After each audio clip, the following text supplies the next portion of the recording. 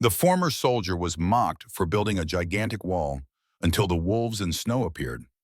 Diego Ramirez was carrying another bag of cement when he heard laughter coming from the street. This was the third time that week that his neighbors had gathered on the pavement to comment on his work, pointing and making jokes that he pretended not to hear. He was building a 3-meter-high wall around his entire rural property in the mountains of San Pedro de los Pinos. The project had already lasted 8 months and consumed his entire military pension. The neighbors called him crazy. His wife questioned the expenses, but Diego continued to work with the determination of someone who could see dangers that others could not. "Look at the paranoid," whispered Doña Soledad to her friend, spending his entire pension on a Chinese wall in the courtyard. "It must be a result of his time in the army," replied Doña Mercedes, shaking her head. "They say that after returning from war, some people become a little strange." Diego pretended not to hear, but his hands trembled slightly as he stirred the mixture. He had never been to war. He had only served in the Mexican army on border patrols, but he didn't bother to correct the rumors. What mattered was finishing that wall before it was too late. Inside the house, Elena Ramirez watched her husband through the kitchen window as he prepared lunch. Married to Diego for 32 years, she knew when he was determined to do something. However, this time she was concerned about the direction in which things were heading. "Diego, come and have lunch," she called, trying to hide her worry. He washed his hands at the tap in the courtyard and came in, still wearing his cement-stained clothes. Even though he was retired, Diego, age 58, still had a military bearing, with graying hair that was always neatly cut and an upright posture that showed decades of discipline. "The material bills arrived today," Elena said, placing the envelope on the table. "It's almost 3,000 pesos just for this week." Diego opened the envelope without showing any surprise. He knew the expenses were high, but he also knew he couldn't stop. In recent months, he had been studying climate maps and weather reports sent to him by his former military contacts. They all indicated dramatic changes in the Mexican Sierra region. "I need to finish before June," he said, eating the vegetable soup his wife had prepared. "Before June? Why?" asked Elena, sitting down across from him.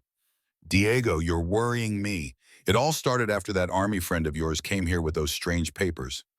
That friend was Lieutenant Colonel Luis Herrera, who worked in Ground Operations Command and had access to military weather information. During his visit the previous month, he had shown Diego some disturbing data and extreme climate changes predicted for the central region, especially in the mountains. "They're not strange papers, Elena. They're official reports," Diego explained, trying to remain calm. "Temperatures are going to plummet this year in a way never seen before. And that's not all." He got up and went to a cabinet in the living room, from which he took out a folder full of documents. Elena followed him, increasingly concerned about her husband's obsessive behavior.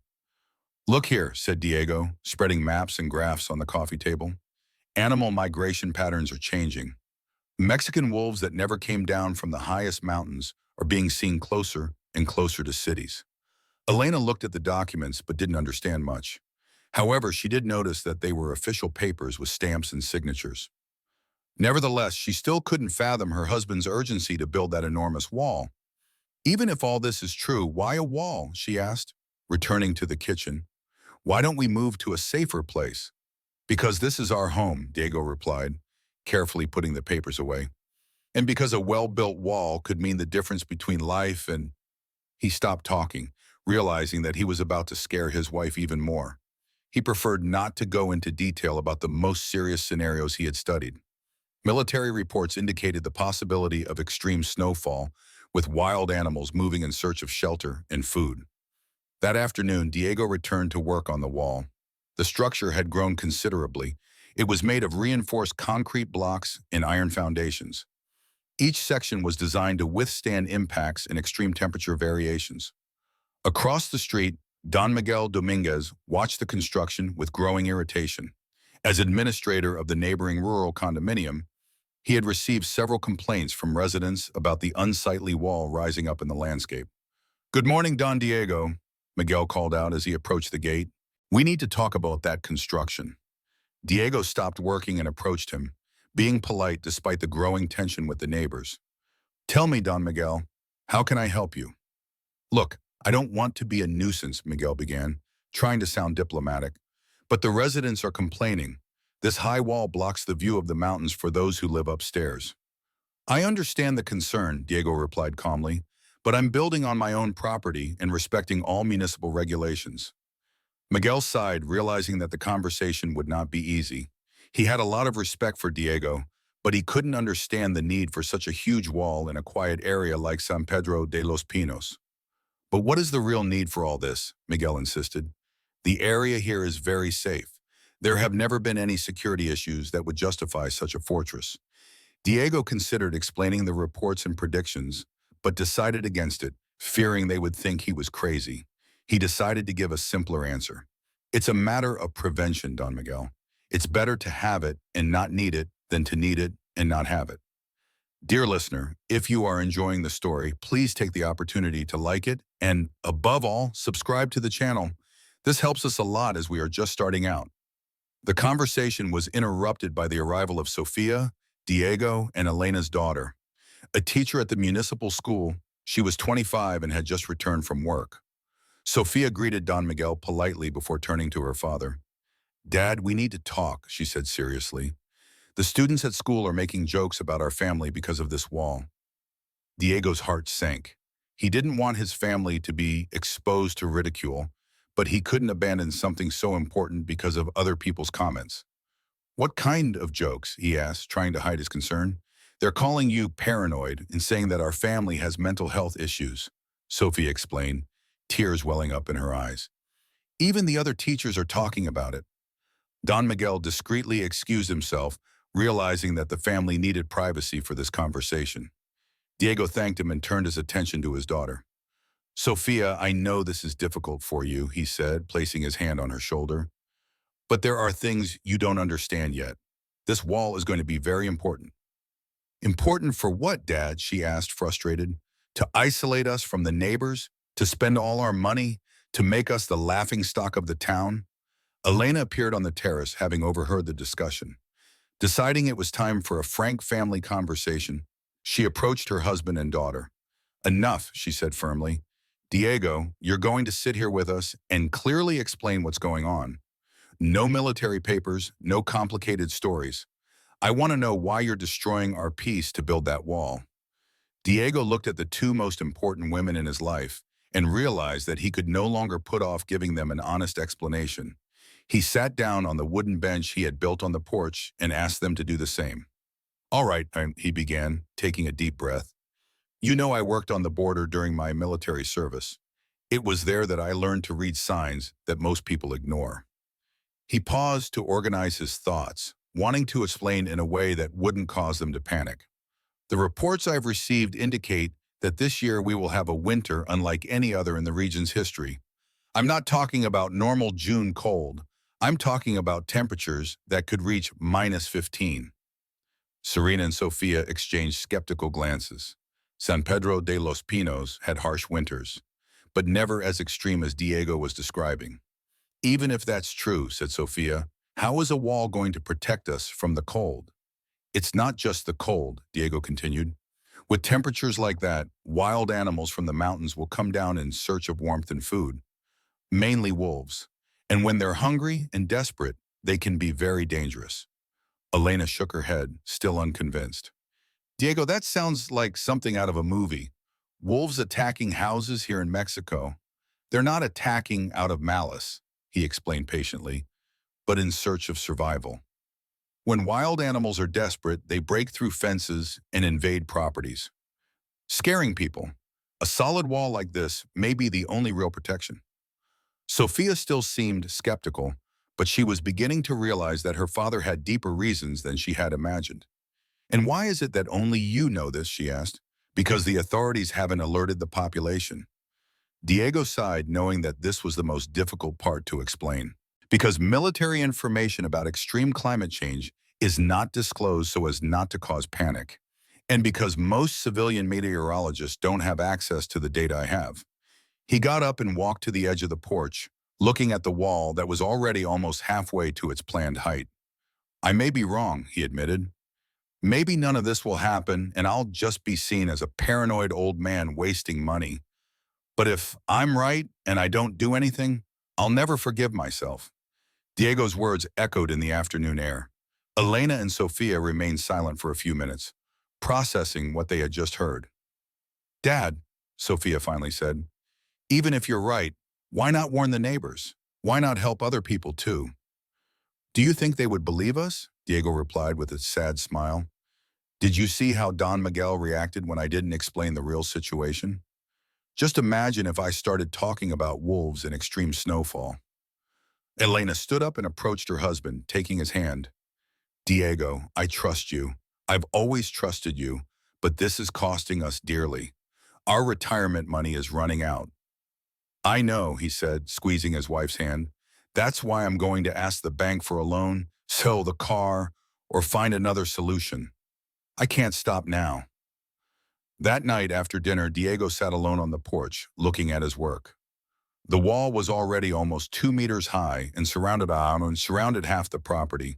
If he continued at the current pace, it would be ready in 2 months, just in time for winter. He heard footsteps approaching and saw Elena join him with 2 cups of coffee. Thank you, he said, accepting the hot coffee. They stood there in silence, watching the stars appear in the clear mountain sky. Elena broke the silence first. Diego, are you absolutely certain about this information? I am, he replied without hesitation. Luis has never given me any wrong information in our 30 years of friendship, and the data he showed me is from official military sources. Elena nodded slowly. She had known Luis since he was a young lieutenant and had never seen him lie or exaggerate about anything before. Then let's go ahead, she said, surprising her husband. If that's what you think you need to do to protect our family, I'll support you, but I want you to promise me one thing. Anything, Diego replied, touched by his wife's support. If by August nothing you've predicted happens, you're going to seek medical help. The stress of retirement may be affecting you more than we realize. Diego accepted the condition, although he was sure that it would not be necessary to seek help. He knew his predictions were correct, even if that meant difficult times were ahead. The next morning, Diego woke up before sunrise and started working early to avoid comments from neighbors passing by on their way to work. He had decided to speed up the pace of construction by working at weekends too. At around 9 a.m., he received an unexpected visitor. It was Dr. Francisco Mendoza, a retired veterinarian who lived next door and whom Diego greatly respected. Good morning, the veterinarian greeted Diego. I came to take a look at your work. It's looking impressive. Diego stopped working, taken aback by his neighbor's neutral tone.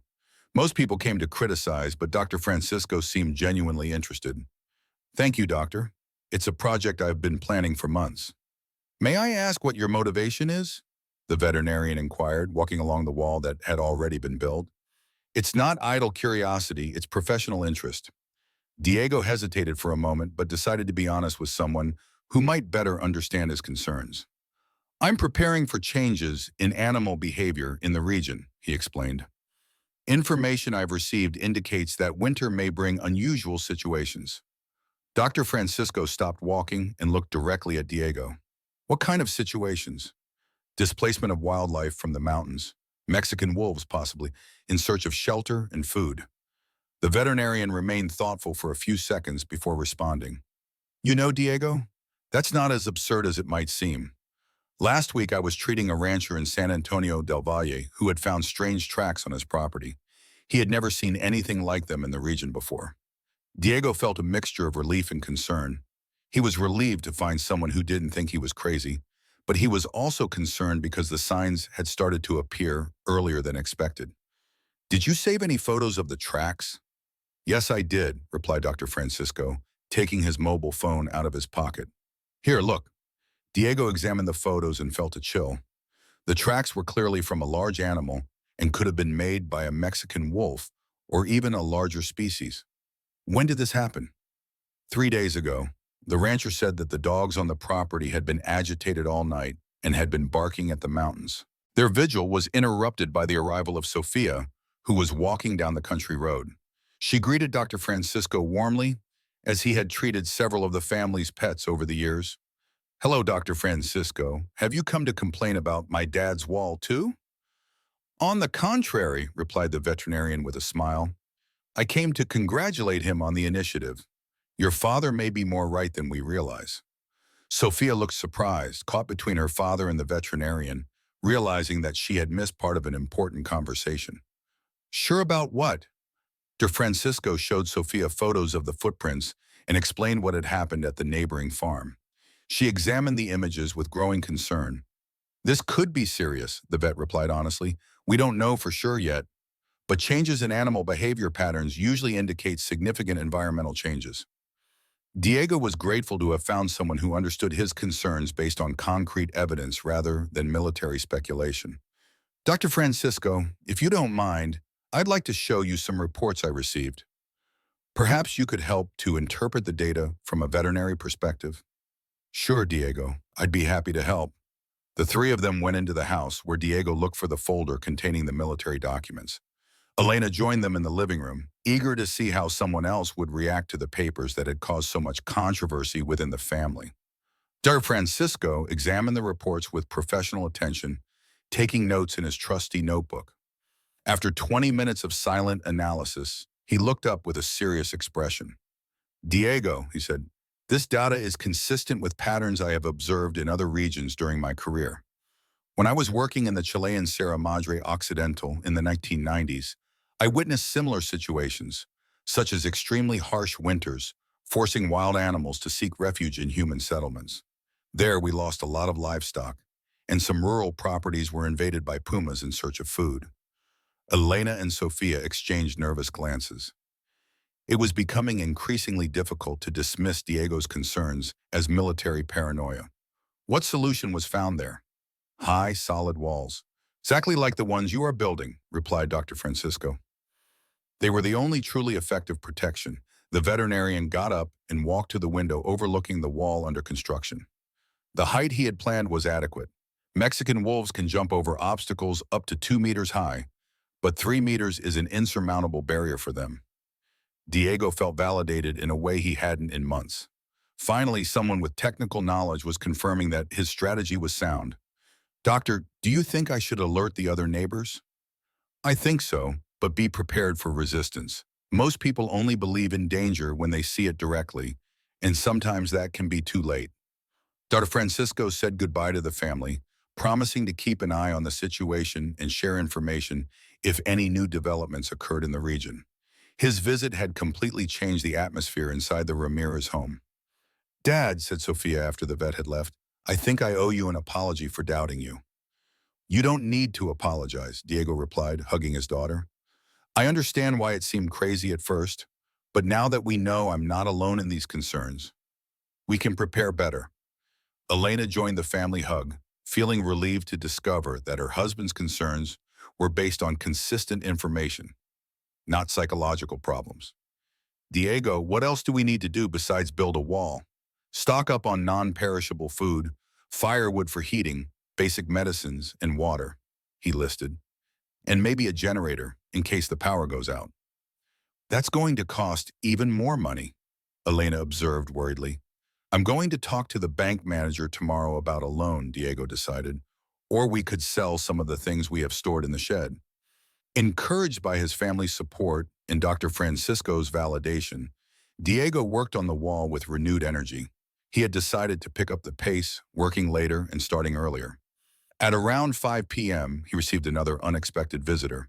It was Luis Herrera, the lieutenant colonel who had brought the reports months ago. However, his expression was even more serious this time. Diego, we need to talk urgently, said Luis as soon as he got out of the car. Sure, did something happen?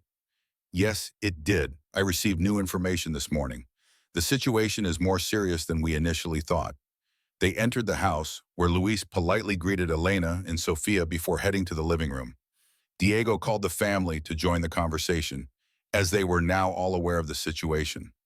The new reports indicate that the climate changes will begin earlier, explained Luis, opening a folder containing fresh documents. We're talking about May, not June, as previously predicted. Diego felt his stomach turn cold. May was only 2 months away, and his wall would not be finished in time. At the earliest, the first drops in temperature could begin in the second half of May. The data on animal migration had also been updated.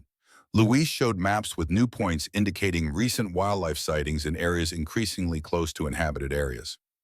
Here in San Pedro de los Pinos, We've already had 3 sightings of Mexican wolves this week alone, pointed out Marcus Rojas, marking the locations on the map. All of these sightings had been on rural properties on the outskirts of town. Elena put her hand to her mouth in alarm. Sophia approached the map to get a better look at the marks.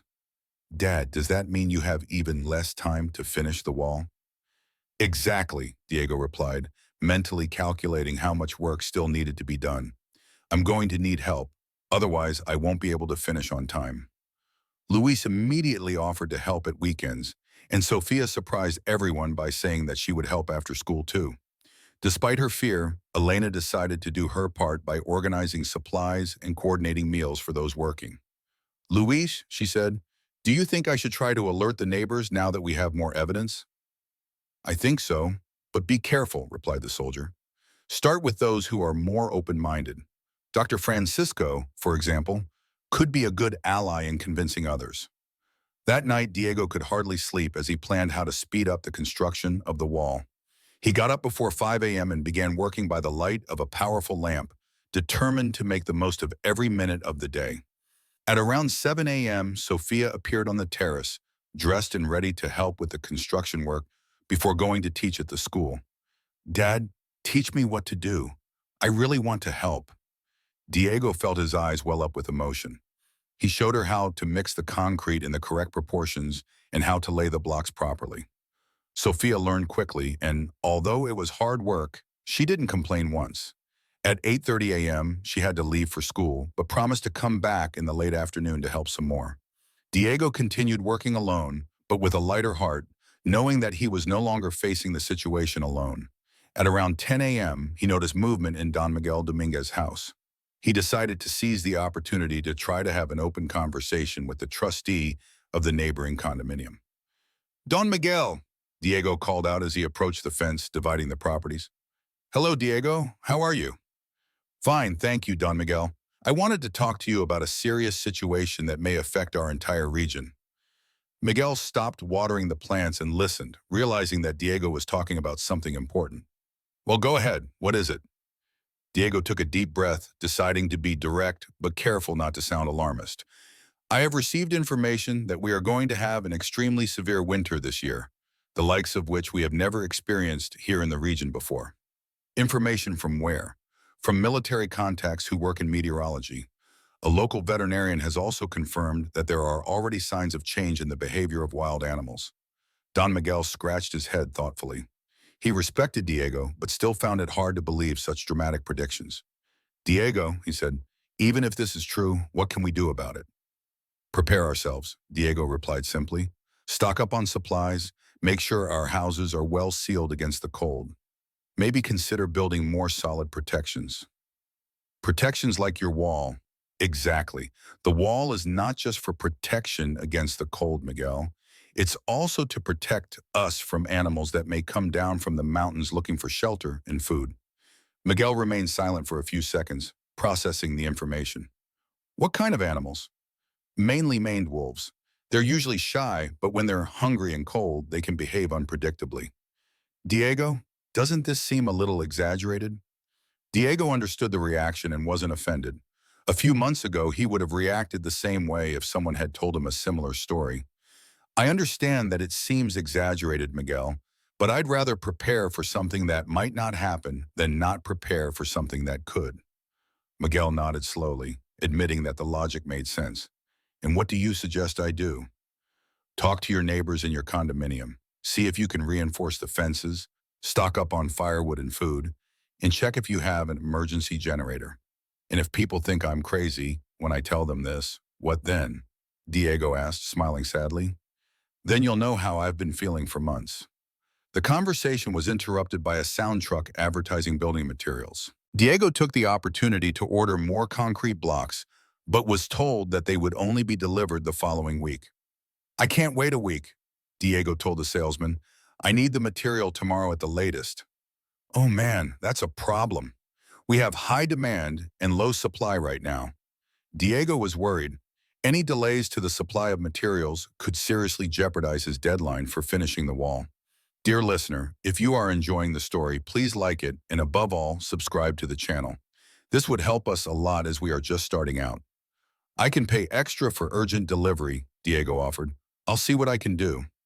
Maybe I can get it by Thursday, but it will cost 50% more in freight. Diego accepted without hesitation. The extra cost was a strain on his budget, but there were no alternatives and he wanted to finish the wall on time.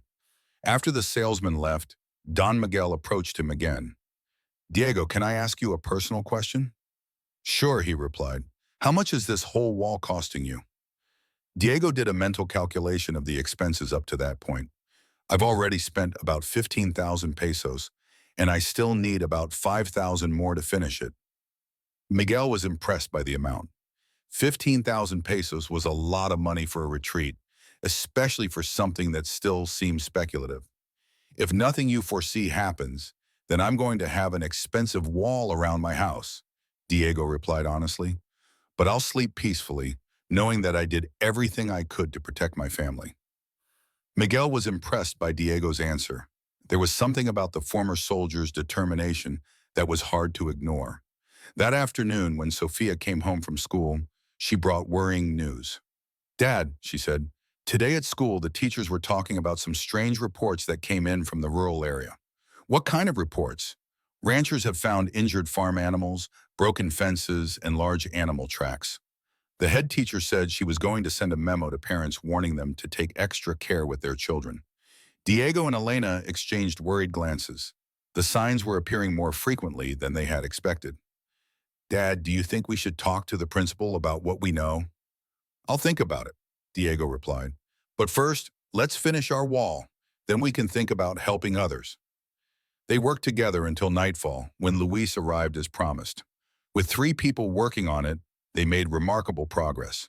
The wall was already 2.5 meters high around more than half the perimeter of the property. If we continue at this pace, Luis calculated, we can finish it in 3 weeks. 3 weeks might be too long, said Diego, showing Luis the new information Sophia had brought from school. Luis examined the reports and agreed that the situation was evolving faster than the official reports had predicted. Diego, he said, I think it's time to alert the local authorities. Do you think they'll take us seriously? Not all of them, but if we present the data in a technical way, we may at least get them to take preventive measures. The next morning, Diego and Luis went to San Pedro de los Pinos City Hall. They requested a meeting with the municipal security secretary and the local civil protection coordinator. The meeting was scheduled for that same afternoon. Diego spent the morning working on the wall, trying to control his anxiety about how the authorities would receive his presentation. Dar Francisco appeared at the end of the morning with troubling news. Diego, he said, I had to deal with a very strange situation early this morning. What happened? A family on the road to the flower forest found their house surrounded by 5 Mexican wolves. The animals did not attack, but they refused to leave. They prowled around the property until dawn. Diego felt a chill. The situation was spiraling out of control faster than any forecast had predicted. How did the family resolve the situation? They called the fire department, who arrived with their sirens blaring. The noise scared the animals away, but they returned as soon as the firefighters left. Where is the family now? They have temporarily moved in with relatives in the city. The property is now empty. Diego realized that he had much stronger arguments to present to the municipal authorities that afternoon. At 1 p.m., Diego and Luis went to City Hall. They were received by the security secretary, Mr. Alberto Flores, and the civil protection coordinator, Mrs. Patricia Morales. Good afternoon, gentlemen, said the secretary. I understand you have information about possible security problems in the region. Exactly, replied Luis, taking the initiative in the presentation. We have official data indicating extreme climate changes and abnormal animal behavior in the coming months. Luis presented the military reports in an organized and technical manner, while Diego supplemented them with information about recent local incidents. The Civil Protection Coordinator examined the documents with professional attention. This data is consistent with some reports we received from the National Institute for Space Research, she said. Have you already received official alerts? Asked Diego, surprised. We have received indications of a possible severe winter, but nothing as specific as what you are presenting, Patricia explained, and certainly nothing about animal behavior. The security secretary seemed more skeptical. Even if these predictions are confirmed, What exactly is our municipal response capacity? We can issue preventive alerts to the population, suggested Patricia. We could provide guidance on stockpiling supplies, checking home heating, caring for pets, and dealing with incidents involving wild animals, insisted Diego. For that, we would need to involve the Environmental Protection Office and the Environmental Police, replied the secretary. But first, we need more confirmation about the veracity of these reports. Diego mentioned the case handled by Dr. Francisco the previous night and provided the family's name and address for verification. We will investigate this specific case, Patricia promised. If it is confirmed, we will take broader measures. The meeting ended with the authorities committing to investigating the reports and considering preventive measures based on the data presented.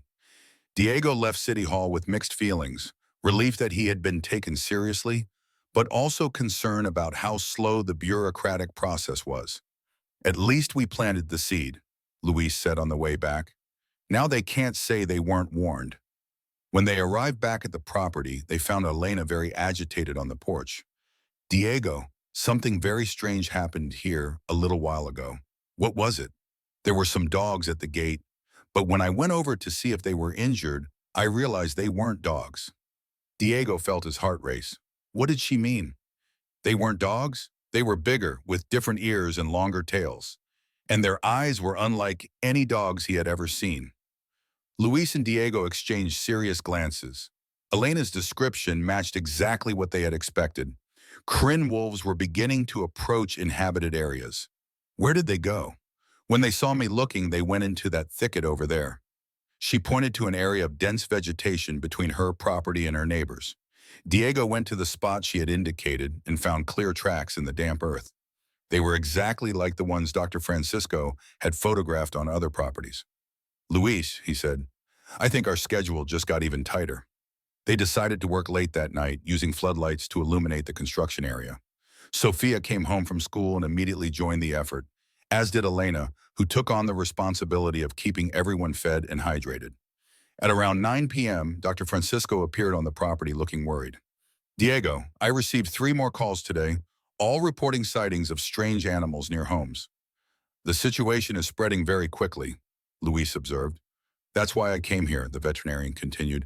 I think we should organize a community meeting to alert the neighbors. We can't wait any longer for the authorities to take the initiative. Diego agreed with the suggestion. Exposing themselves publicly was risky, but there were no alternatives. They wanted to protect the community. When and where? How about tomorrow night in the church hall, Dr. Francisco suggested. Can I talk to the priest to get the space? Excellent idea, said Elena. Can I make posters to publicize the meeting? Luis offered to prepare a simplified presentation of the military data, while Dr. Francisco took responsibility for documenting all cases of anomalous animal behavior in the region. They worked on the wall until 11 p.m., when physical fatigue forced them to take a break. Diego calculated that, at their accelerated pace of the last few days, they could complete 2/3 of the perimeter by the end of the week. The next morning, while Diego was working on the wall early, he received an unexpected visit. It was Doña Soledad, the neighbor who had always been critical of the construction. Good morning, Don Diego, she said in a more respectful tone than usual. Good morning, Mrs. Soledad. How can I help you? Actually, I came to apologize for the comments I made about your wall, she said, looking embarrassed. I also came to ask if you could give me some guidance. Diego stopped working, taken aback by his neighbor's change of attitude. Guidance on what? My daughter told me that there are rumors circulating at school about wild animals appearing on people's properties. Last night I heard strange howls that I had never heard before. I understand, said Diego, showing no resentment for her previous comments. What would you like to know? What can I do to protect my house? I can't afford to build a fence like yours, but I need to do something. Diego thought for a few seconds before answering. Doña Soledad, there will be a meeting in the church hall tonight to discuss exactly those issues. You should attend. He explained about the community meeting and provided some basic guidelines on how to reinforce fences and protect domestic animals. Don Diego, may I ask a personal question? Of course. How did you know this was going to happen? How could you be so sure that you would spend so much money on that fence? Diego leaned against the wall he was building and looked at his neighbor seriously. Doña Soledad, during my years in the military, I learned to take warning signs seriously, even when others think they're exaggerated. It's better to be prepared for a threat that doesn't materialize than to be caught off guard by one that does. Impressed by Diego's response, Doña Soledad said goodbye, promising to attend the meeting and spread the word to other neighbors. During the day, Elena and Sofia put up posters around the region announcing the meeting. The text was simple: Community Meeting on Rural Safety, today at 7:30 p.m. in the hall of San Benito Church. At around 5 p.m., Diego received a call from Patricia Morales of the Municipal Civil Defense. Mr. Diego, we investigated the case you mentioned yesterday. We can confirm that there was indeed an incident involving wild animals on the Ortiz family's property. What was the conclusion? We are preparing an official statement to alert the population to take preventive measures, and we have already contacted the environmental police to increase patrols in the area. Diego was relieved to know that the authorities were finally taking concrete action. There will be a community meeting tonight to discuss the situation with local residents. Excellent initiative. May I send a representative from Civil Defense to participate? They would be very welcome. At 7 p.m., Diego, Elena, and Sofia got ready to go to the meeting. Luis had arrived earlier to help prepare the presentation, and Dr. Francisco was already in the hall arranging chairs.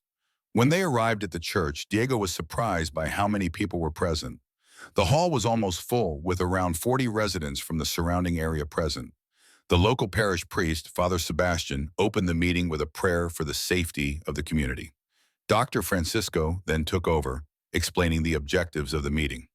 Dear neighbors, we are here because our community may be facing a new and potentially dangerous situation, the veterinarian began. We have invited some specialists to advise us on how to protect ourselves properly. The first to speak was Luis, who presented a simplified version of the meteorological data. He avoided highly technical information, focusing on the practical aspects that could affect residents' daily lives. The data indicates a much harsher winter than normal, with extremely low temperatures possible as early as May. A resident raised her hand to ask a question. How low are we talking? Possibly as low as 15 degrees below zero, replied Luis. Temperatures never recorded in our region before. A murmur of concern rippled through the room. For residents accustomed to winters of 5 to 10 degrees above zero, 15 degrees below zero was unimaginable. Dr. Francisco then took the floor, presenting the cases of anomalous animal behavior he had documented. In the last 15 days, I have recorded 8 cases of Mexican wolf sightings on rural properties. This represents a 400% increase on the region's historical pattern. Don Miguel Dominguez, who was present, raised his hand. Dr. Francisco, do these animals pose a real danger to families? Under normal conditions, Mexican wolves avoid human contact, explained the veterinarian. But when they are extremely hungry and cold, they can become unpredictable. They do not attack out of aggression, but they may invade properties in search of food and shelter. Diego was then asked to talk about practical protective measures. He was nervous at first, knowing that many of these people had mocked his wall months earlier. I know many of you thought my construction was excessive, Diego began honestly. But now that we know more about what might be coming, I want to share what I've learned about protecting property. He explained the different types of fence and barriers, how to reinforce homes, the importance of stocking up on supplies, and how to protect pets. For those who can't afford to build high walls, electric fences can be an effective alternative, he suggested. Doña Soledad raised her hand. Don Diego, how much does an electric fence cost? Around 2,000 pesos for a medium-sized property, including installation. That's much less than a wall, but it also offers less protection. The civil protection representative, who had arrived during Diego's presentation, asked to speak. On behalf of the Municipal Council, I would like to congratulate this community initiative, she said. We will be issuing official statements in the coming days, but it is essential that each family takes preventive measures themselves. Questions multiplied throughout the room. Families wanted to know about costs, installation times, reliable suppliers, and the types of supplies needed.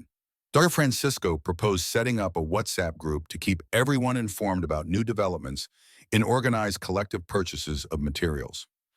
If we buy electrical supplies as a group, we can get a better price, suggested one neighbor. Another added that we could also split the costs of a community generator. Diego was thrilled to see the community unite around a common goal. Months ago, they saw him as paranoid, but now they consulted him as an expert. The meeting ended at 10 p.m. with a list of practical actions: creation of the WhatsApp group, organization of collective purchases, installation schedule, and scheduling of a new meeting for the following week. Diego, said Don Miguel at the end of the meeting, I want to apologize for not taking your concerns seriously from the beginning. No need to apologize, Miguel. The important thing is that now we are all working together. On the way home, Sophia made an observation that made Diego proud. Dad, did you see how people looked at you today? With respect and admiration. You may have saved many lives with this initiative. I haven't saved anyone yet, Diego replied humbly. I just tried to share information that could be useful. What each person does with that information is their individual responsibility. Back home, they gathered on the terrace for tea before bedtime. Diego's wall was already almost 3 meters high, around 70% of the property's perimeter. How much longer do you need to finish it? Elena asked. If we continue at the pace of the last few days, a week, Diego estimated.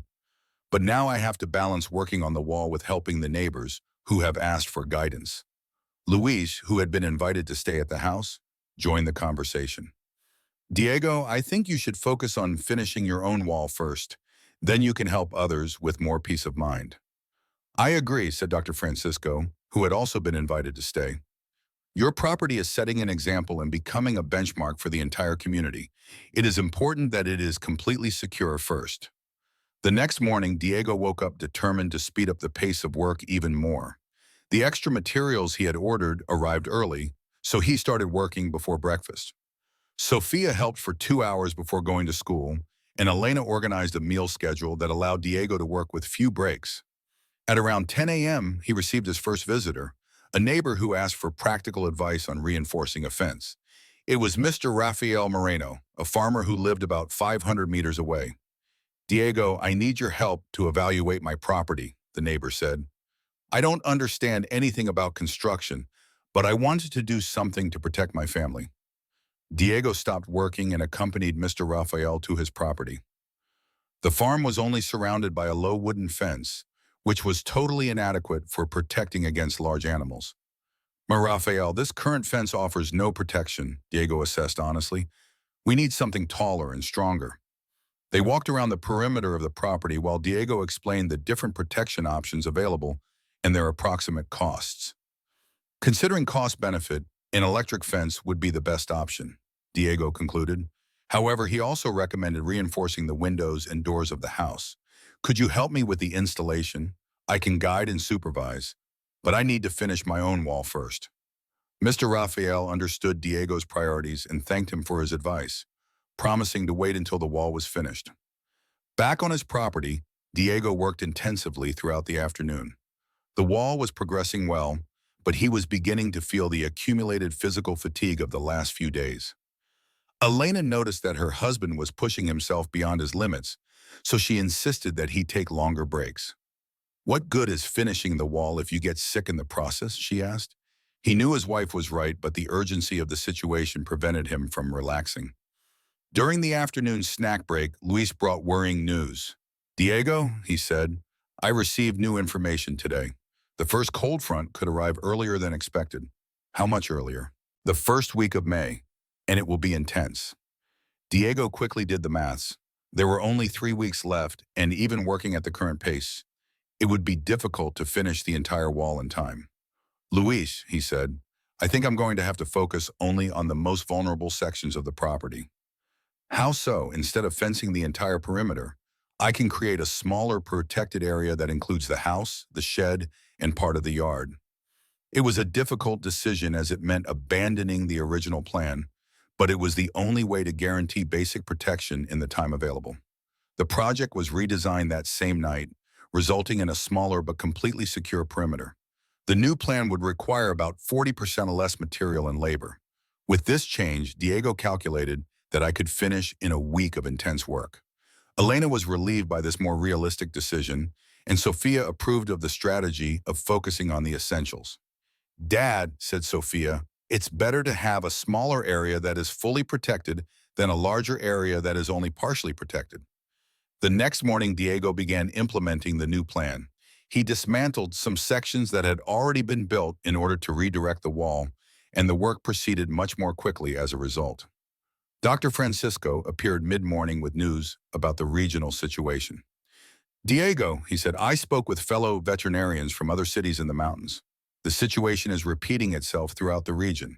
San Benito del Bosque, San Antonio del Valle, and Valle Verde are all reporting anomalous animal behavior. This confirms that it is not an isolated phenomenon in San Pedro de los Pinos, Diego observed. Exactly. State authorities are beginning to mobilize. We may receive official support soon. While the news was reassuring, Diego knew he couldn't rely on outside help to protect his family. That afternoon, Don Miguel Dominguez brought a group of 5 neighbors to see Diego's wall and receive guidance on protecting their properties. Friends, this is an example of proper preparation, said Miguel, pointing to the construction. If we had all followed Diego's example from the beginning, we would be much safer now. Diego felt proud but also concerned about the pressure of being seen as a community leader. He offered technical guidance to each visitor, but made it clear that each family needed to make its own decisions. The important thing is not to copy exactly what I did, Diego explained. It's about understanding the principles of protection and applying them according to your means and needs. One of the neighbors, Doña Esperanza, asked a question that left everyone thinking. Don Diego, she said, what if these predictions don't come true? What if we're all spending money in vain? Diego had thought about that possibility many times in recent months. Doña Esperanza, I'd rather spend money on protection I won't need than not spend money on protection I will need, he replied. The cost of being prepared is much less than the cost of not being prepared. The group were satisfied with this answer and said goodbye, planning to protect their own properties. That night, Diego worked late under floodlights. The wall was almost complete in its new, reduced configuration. Only 2 small sections and the installation of the reinforced gate remained. I'll finish it tomorrow, he told the family during a late dinner. And then, asked Sophia, then we'll stock up on supplies, test the generator, make sure the house is well sealed against the cold, and hope that all this will be unnecessary. Elena touched her husband's hand affectionately. Diego, she said, no matter what happens, I want you to know that I'm proud of your determination and courage. Me too, added Sophia. You taught us that sometimes doing the right thing means being temporarily misunderstood. Diego was moved by his family's words. Months of solitary work and criticism had been worthwhile, not only for the physical protection, but also for the unity that the challenge had created within the family. The next morning, Diego woke up before dawn with renewed energy. It was the last day of construction on the wall, and he was determined to finish it before nightfall. Sophia helped for a few hours before school, and Luis arrived early to assist with the most arduous part of the work. With 2 people working, progress was rapid. By 11 a.m., they had installed the final block of the main wall. All that remained was the entrance gate, which Diego had specially ordered to withstand impacts and attempts at climbing over it. Diego, I can say that this is the best planned and executed civil engineering project I have ever seen on a rural property, said Luis, admiring the solidity of the work.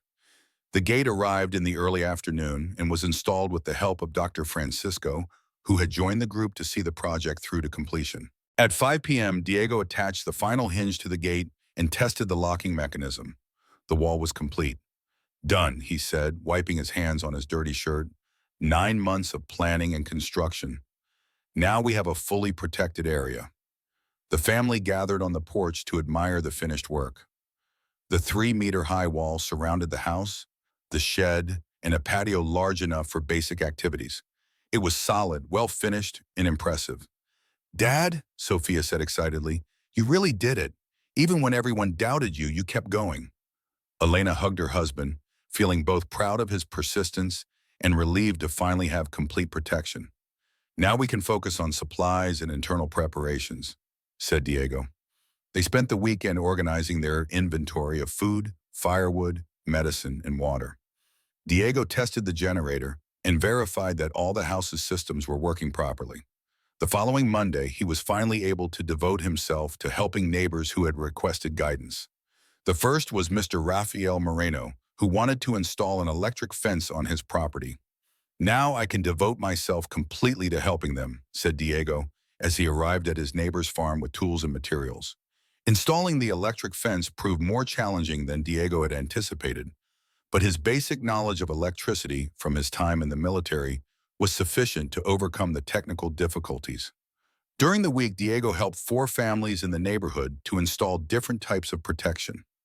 Each property had specific needs, and he adapted the solutions according to each family's available resources. "Diego is becoming the hero of our community," Doña Soledad commented to Elena during a visit. "He just wants to help," Elena replied modestly. "He's always been that way since I've known him." On Thursday of that week, Diego received a call from Patricia Morales of Civil Protection. "Don Diego, we have important news to share with the community. Can we schedule a new meeting?" "Of course." "What kind of news?" "It's official confirmation of the weather forecasts and a municipal emergency plan.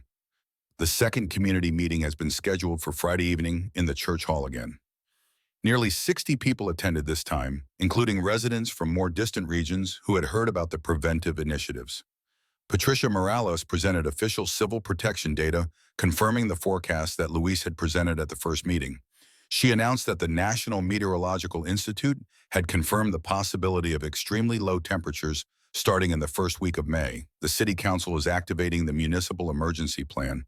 This includes providing temporary shelters in the city, distributing coats and blankets, offering increased medical support, and stepping up patrols in rural areas. However, Patricia emphasized that it is essential for each family to maintain their own protection measures. Municipal resources are limited and may not reach all rural properties in an emergency. Dr. Francisco presented an update on cases of abnormal animal behavior. The figures were worrying. There had been 23 sightings of Mexican wolves in the region in the last week alone. "The situation is evolving rapidly," the veterinarian explained. "We recommend that nobody leave their home after dark unless absolutely necessary." Diego was invited to talk about the progress of protective measures in the community. He reported that 8 families had already installed or reinforced electric fences. "There are still families in vulnerable situations," Diego said honestly. "We need to organize community work parties to help those who cannot afford individual protection." The community responded positively to the suggestion of community work. They decided to organize collective work weekends to help the families most in need. "Everyone contributes what they can, labor, materials, or financial resources," proposed Don Miguel. Father Sebastian offered the church hall as a storage space for donated materials, and Doña Esperanza volunteered to coordinate the logistics of the donations. The meeting concluded with an action plan for the following 2 weeks, 3 community days dedicated to installing protective measures, and a final meeting to ensure all families were adequately prepared.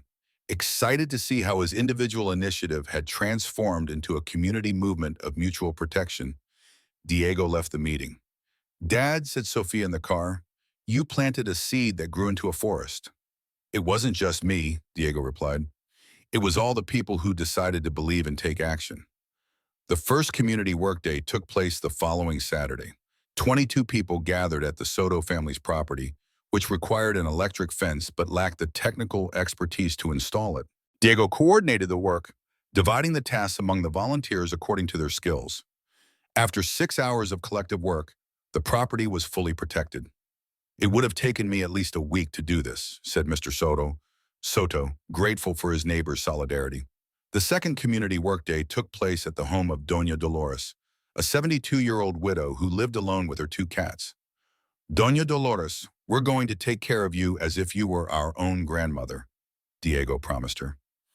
As well as installing an electric fence, the volunteers reinforced the windows and doors and set up an emergency communication system that was connected directly to Dr. Francisco's house. The third community workday was the most challenging, taking place at the Fernandez family's property, which was large and irregularly shaped. Diego had to design a complex protection system combining an electric fence, physical barriers, and strategic refuge points. "Diego, you should have been an engineer," Luis joked, admiring the project he had designed on site. "I was a military engineer," Diego replied. "Now I'm a community engineer." Dear listener, if you are enjoying the story, please take the opportunity to like it And above all, subscribe to the channel. That would help us a lot as we are just starting out. In the last week of April, all the families in the nearby rural area had some level of protection installed. Diego organized a final inspection to verify that all the systems were working properly. During the inspection, he found technical issues with 3 installations that needed urgent correction. The electric fence only works if all the components are perfect, he explained to one family. A poorly connected cable can compromise the entire system. The problems were quickly corrected, and Diego prepared a basic maintenance manual to distribute to all the families. On the first Tuesday in May, Diego woke up sensing a change in the air. The temperature had dropped dramatically overnight, and an unusually cold wind was blowing. He checked the weather forecast on the radio and was alarmed. An exceptional polar air mass was approaching, bringing freezing temperatures to the Mexican mountain region.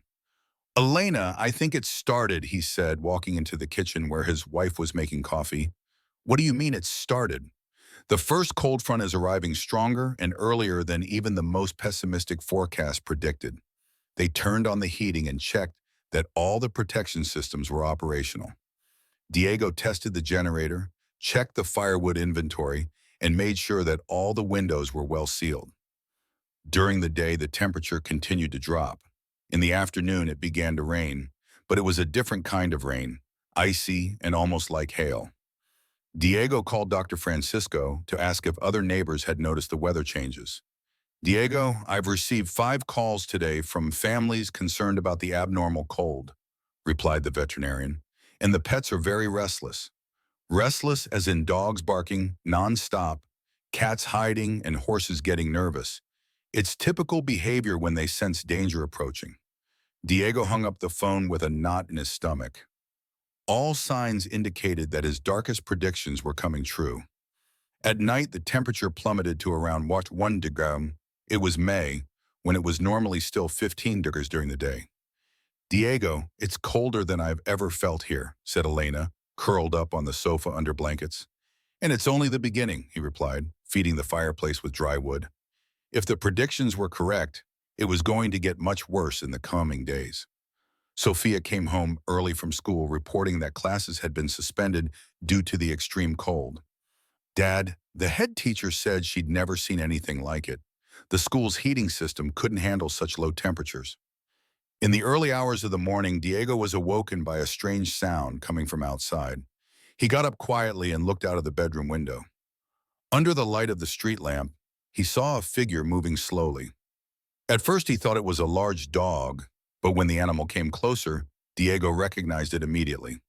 It was an adult Mexican wolf.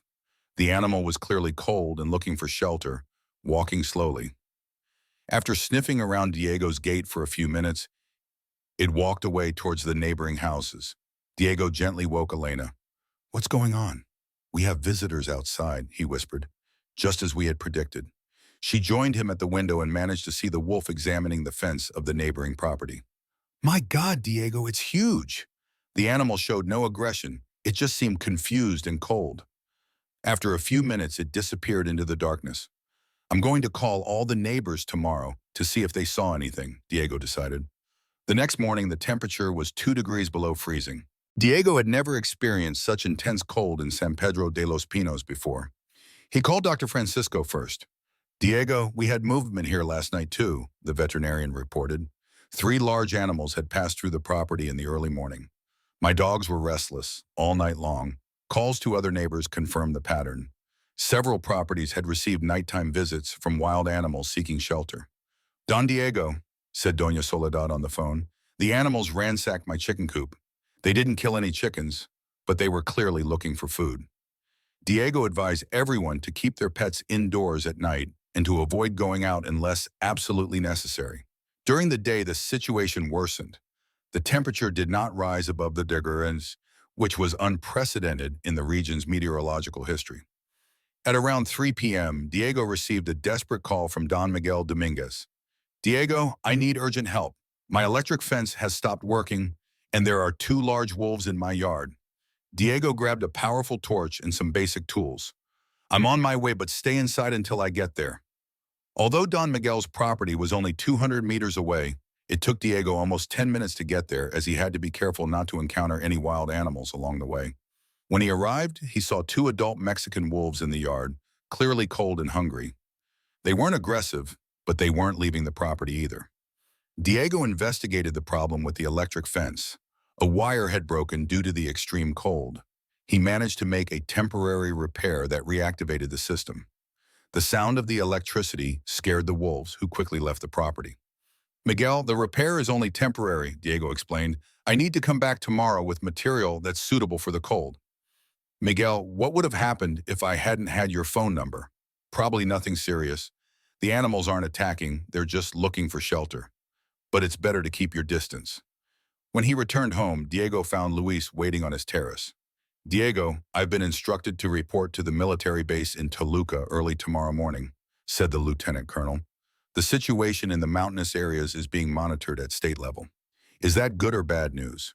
"It's good for you because it means official support, but it's potentially bad because it indicates that the situation may be even more serious than we anticipated." Luis handed Diego a military emergency radio. "If things get worse, use this radio to call for help. The frequency is 14730, and the identification code is Lima 7. Diego thanked him for the equipment, but hoped he wouldn't need to use it. That night, the temperature plummeted to -5 degrees. Diego had never experienced such intense cold before, and despite the heating and fireplace, the house was freezing. "Diego, what if it gets even colder?" Elena asked worriedly. "We have firewood for a week, food for 15 days, and the generator is working," he replied. "We are much better prepared than most." During the early hours of the morning, strange sounds could be heard coming from outside the house. Diego looked out of the window several times and saw shapes moving on the ground beyond the wall. "How many do you think there are?" Elena whispered. It was difficult to tell in the dark, but judging by the noise, there were several. The next morning, Diego found footprints in the snow, which had begun to fall during the night. This was real snow, not just frost, something he had never seen in San Pedro de los Pinos before. The tracks showed that at least 4 large animals had circled the wall during the night. "Dad, can they jump the wall?" Sophia asked during breakfast. 3 meters is too high for Mexican wolves," Diego reassured her. "Even if they could, they are not naturally aggressive animals." However, during the day, Diego received some worrying calls from neighbors. The situation was deteriorating rapidly. Diego called Dr. Francisco. "I need to report something serious. The Ortiz family left the property this morning. Why were there wolves surrounding the house all night? More than 10 people couldn't even go out to look for firewood." Diego felt a chill run down his spine. If the wolves were gathering in packs, the situation was much more dangerous than he had anticipated.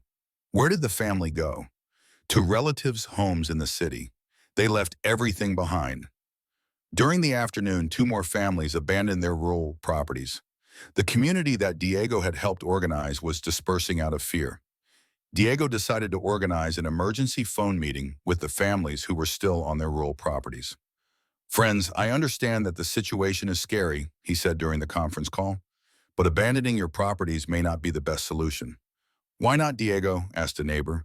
"We are safer in the city. There you are crowded together with thousands of other people in the same situation. Here at least, we have individual protection and we know the terrain." Dr. Francisco supported Diego's position.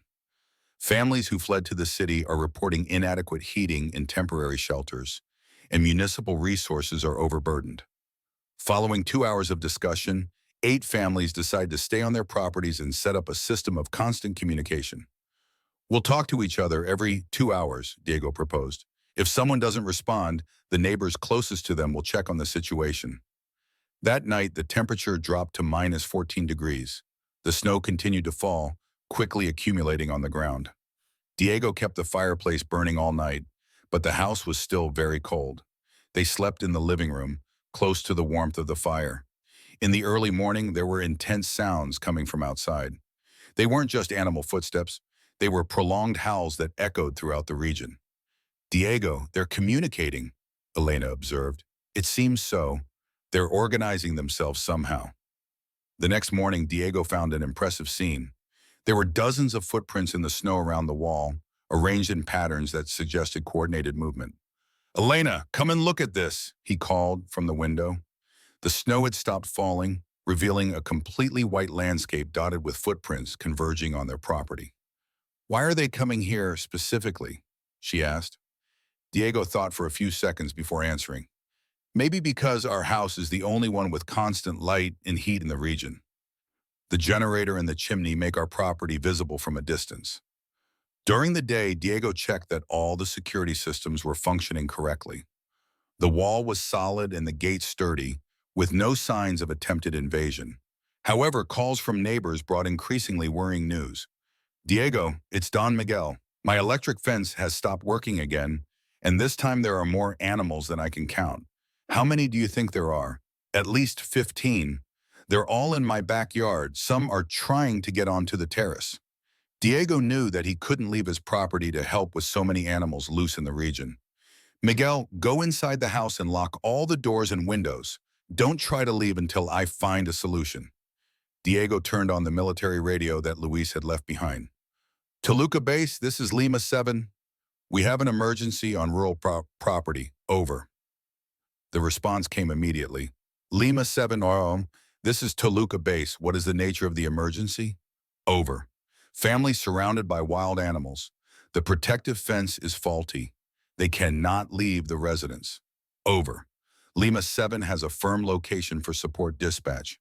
"Over." Diego provided the exact address of Don Miguel's property and was informed that a team would be sent within the hour. While waiting for military support, he organized the other families in the region by phone. "Folks, I'm going to coordinate a general check-in," he announced during the conference call. "Each family should report on their current situation." One by one, the families reported their conditions. 3 properties had working electric fences, 2 had technical problems, but there had been no animal invasions. One family reported not seeing any animals during the night.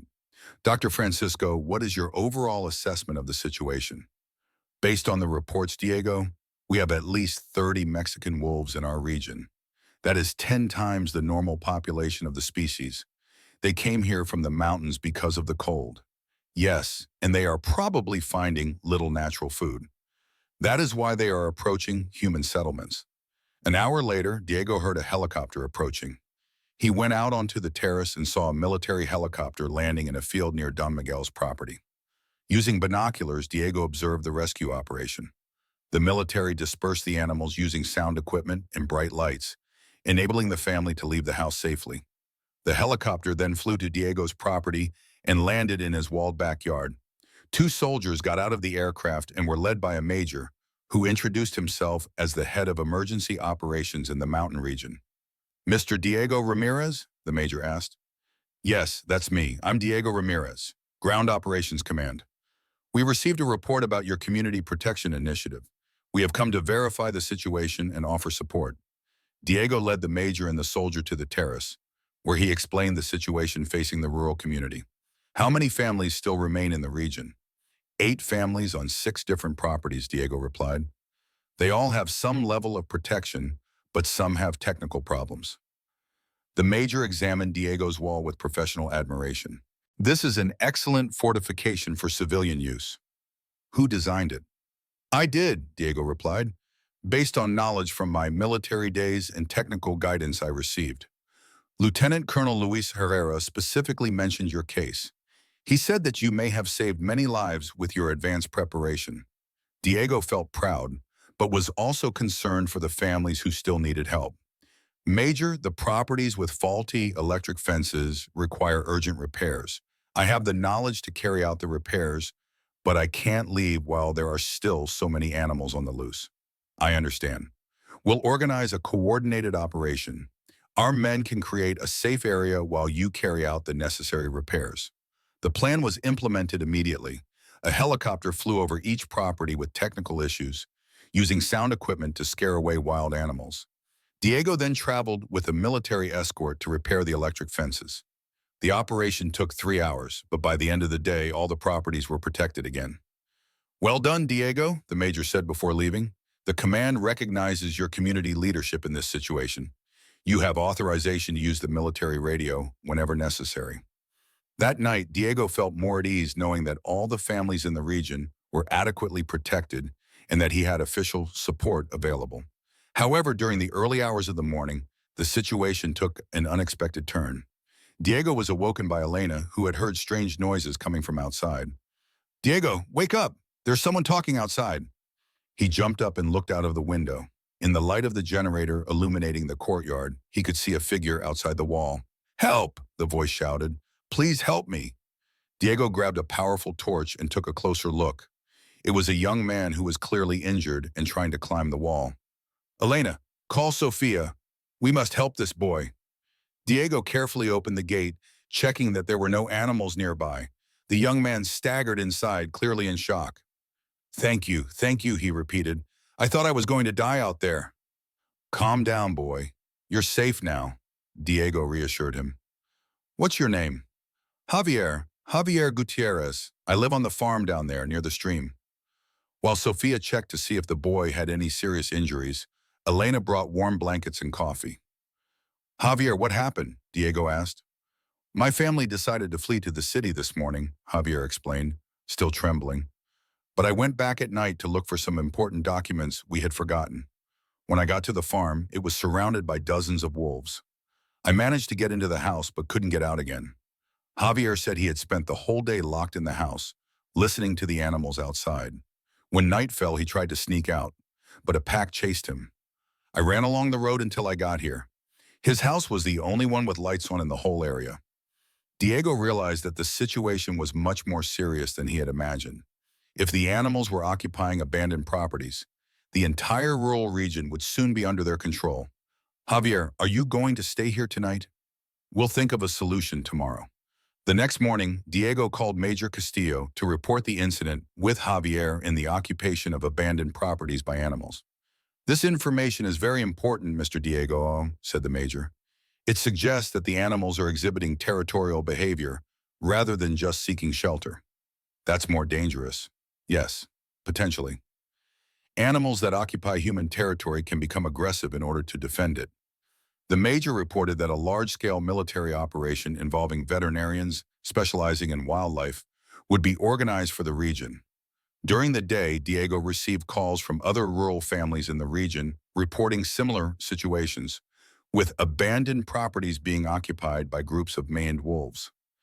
"Diego, it's Dr. Francisco. I need to report something very concerning. It's not just that the animals are occupying properties. They are also organizing themselves in a coordinated manner." "How so?" I have observed groups of wolves communicating through howls and coordinating their movements between properties. It's behavior I've never seen in the species before." Diego realized that they were facing a completely unprecedented situation in the region. It was not just a harsh winter with animals seeking shelter. There had been a profound behavioral change in the local wildlife. That afternoon, Javier helped Diego to prepare additional defenses on the property. Even within the wall, they organized internal barriers and refuge points in case the situation worsened. "Don Diego," Javier said as they worked, "my family thought I was crazy for going back to get the documents, but now I realize that you had the same doubts when you built this wall." "The difference is that I had months to prepare," Diego replied. "You had to make a decision in the heat of the moment. If it weren't for your preparation, I would be lost out there." During the night, Diego organized a shift system involving himself, Javier, and Sofia. Elena was responsible for maintaining communication with the other families by phone. The movement of animals during the early morning was more intense than on previous nights. Diego counted at least 20 different shadows circling the wall. "They're testing our defenses," Javier observed during his watch. "How so?" "They're checking all points of the wall for weak spots. It's behavior I learned when I served in the army." Javier had served in the army a few years earlier, and his military experience was proving useful in interpreting the animals' movements. The next morning, Diego found scratch marks on the wall in several places. The animals were indeed testing the structure's resistance. "Javier, do you think they can break through the wall?" "They can't jump 3 meters, but if they keep scratching the same spot for days, they can weaken the structure." Diego decided to reinforce the scratched areas by welding additional iron bars. While he was working, he received a call from Luis, who had returned from the military base in Toluca. "Diego," he said, "I have important news about the overall situation in the region. Can you talk?" "The situation is not limited to San Pedro de los Pinos. All of southern Jalisco and the Sierra Mexicana region are facing the same problem. Luis explained that thousands of wild animals had descended from the mountains due to the extreme cold, resulting in a statewide emergency. What is the official plan to resolve this? To relocate the animals to better protected reserves. However, it will take at least 2 weeks to implement. 2 weeks is a long time, Diego noted, thinking of the families who are still exposed to the elements in the region. This is why they are considering temporarily evacuating all affected rural areas. Diego was torn about the evacuation. On the one hand, it would be safer for everyone. On the other hand, it would mean abandoning months of preparation in the properties that had been so difficult to protect. If our community decides to stay, Luis, we will have ongoing military support. We will have emergency support, but not a constant military presence. Resources are limited by the scale of the situation. During the afternoon conference call, Diego decided to discuss the issue of evacuation with the families in the region. Friends, we have an important decision to make, he began, explaining the overall situation and the possibility of an official evacuation. Opinions were divided. 3 families expressed an interest in evacuation, particularly those with young children. 2 families preferred to stay, trusting the protections already in place. Dr. Francisco, what is your professional recommendation? As a veterinarian, he replied, I believe the situation will stabilize once the animals adapt to the new conditions. This may take a few weeks, but it will not be permanent. As a member of the community, I also believe that those who are able to do so safely should consider staying.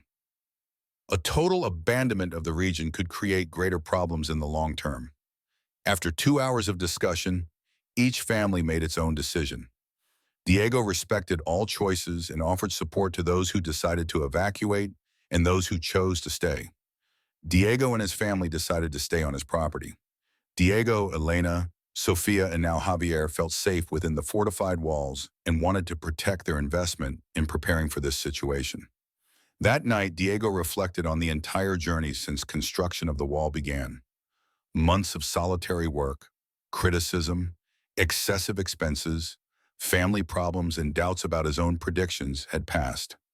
Diego, said Elena, sitting next to him on the interior terrace, do you have any idea how many lives your preparation saved? I didn't save them alone, he replied humbly. It was everyone working together, but it was you who planted the first seed. Without your initial courage, none of this would have happened.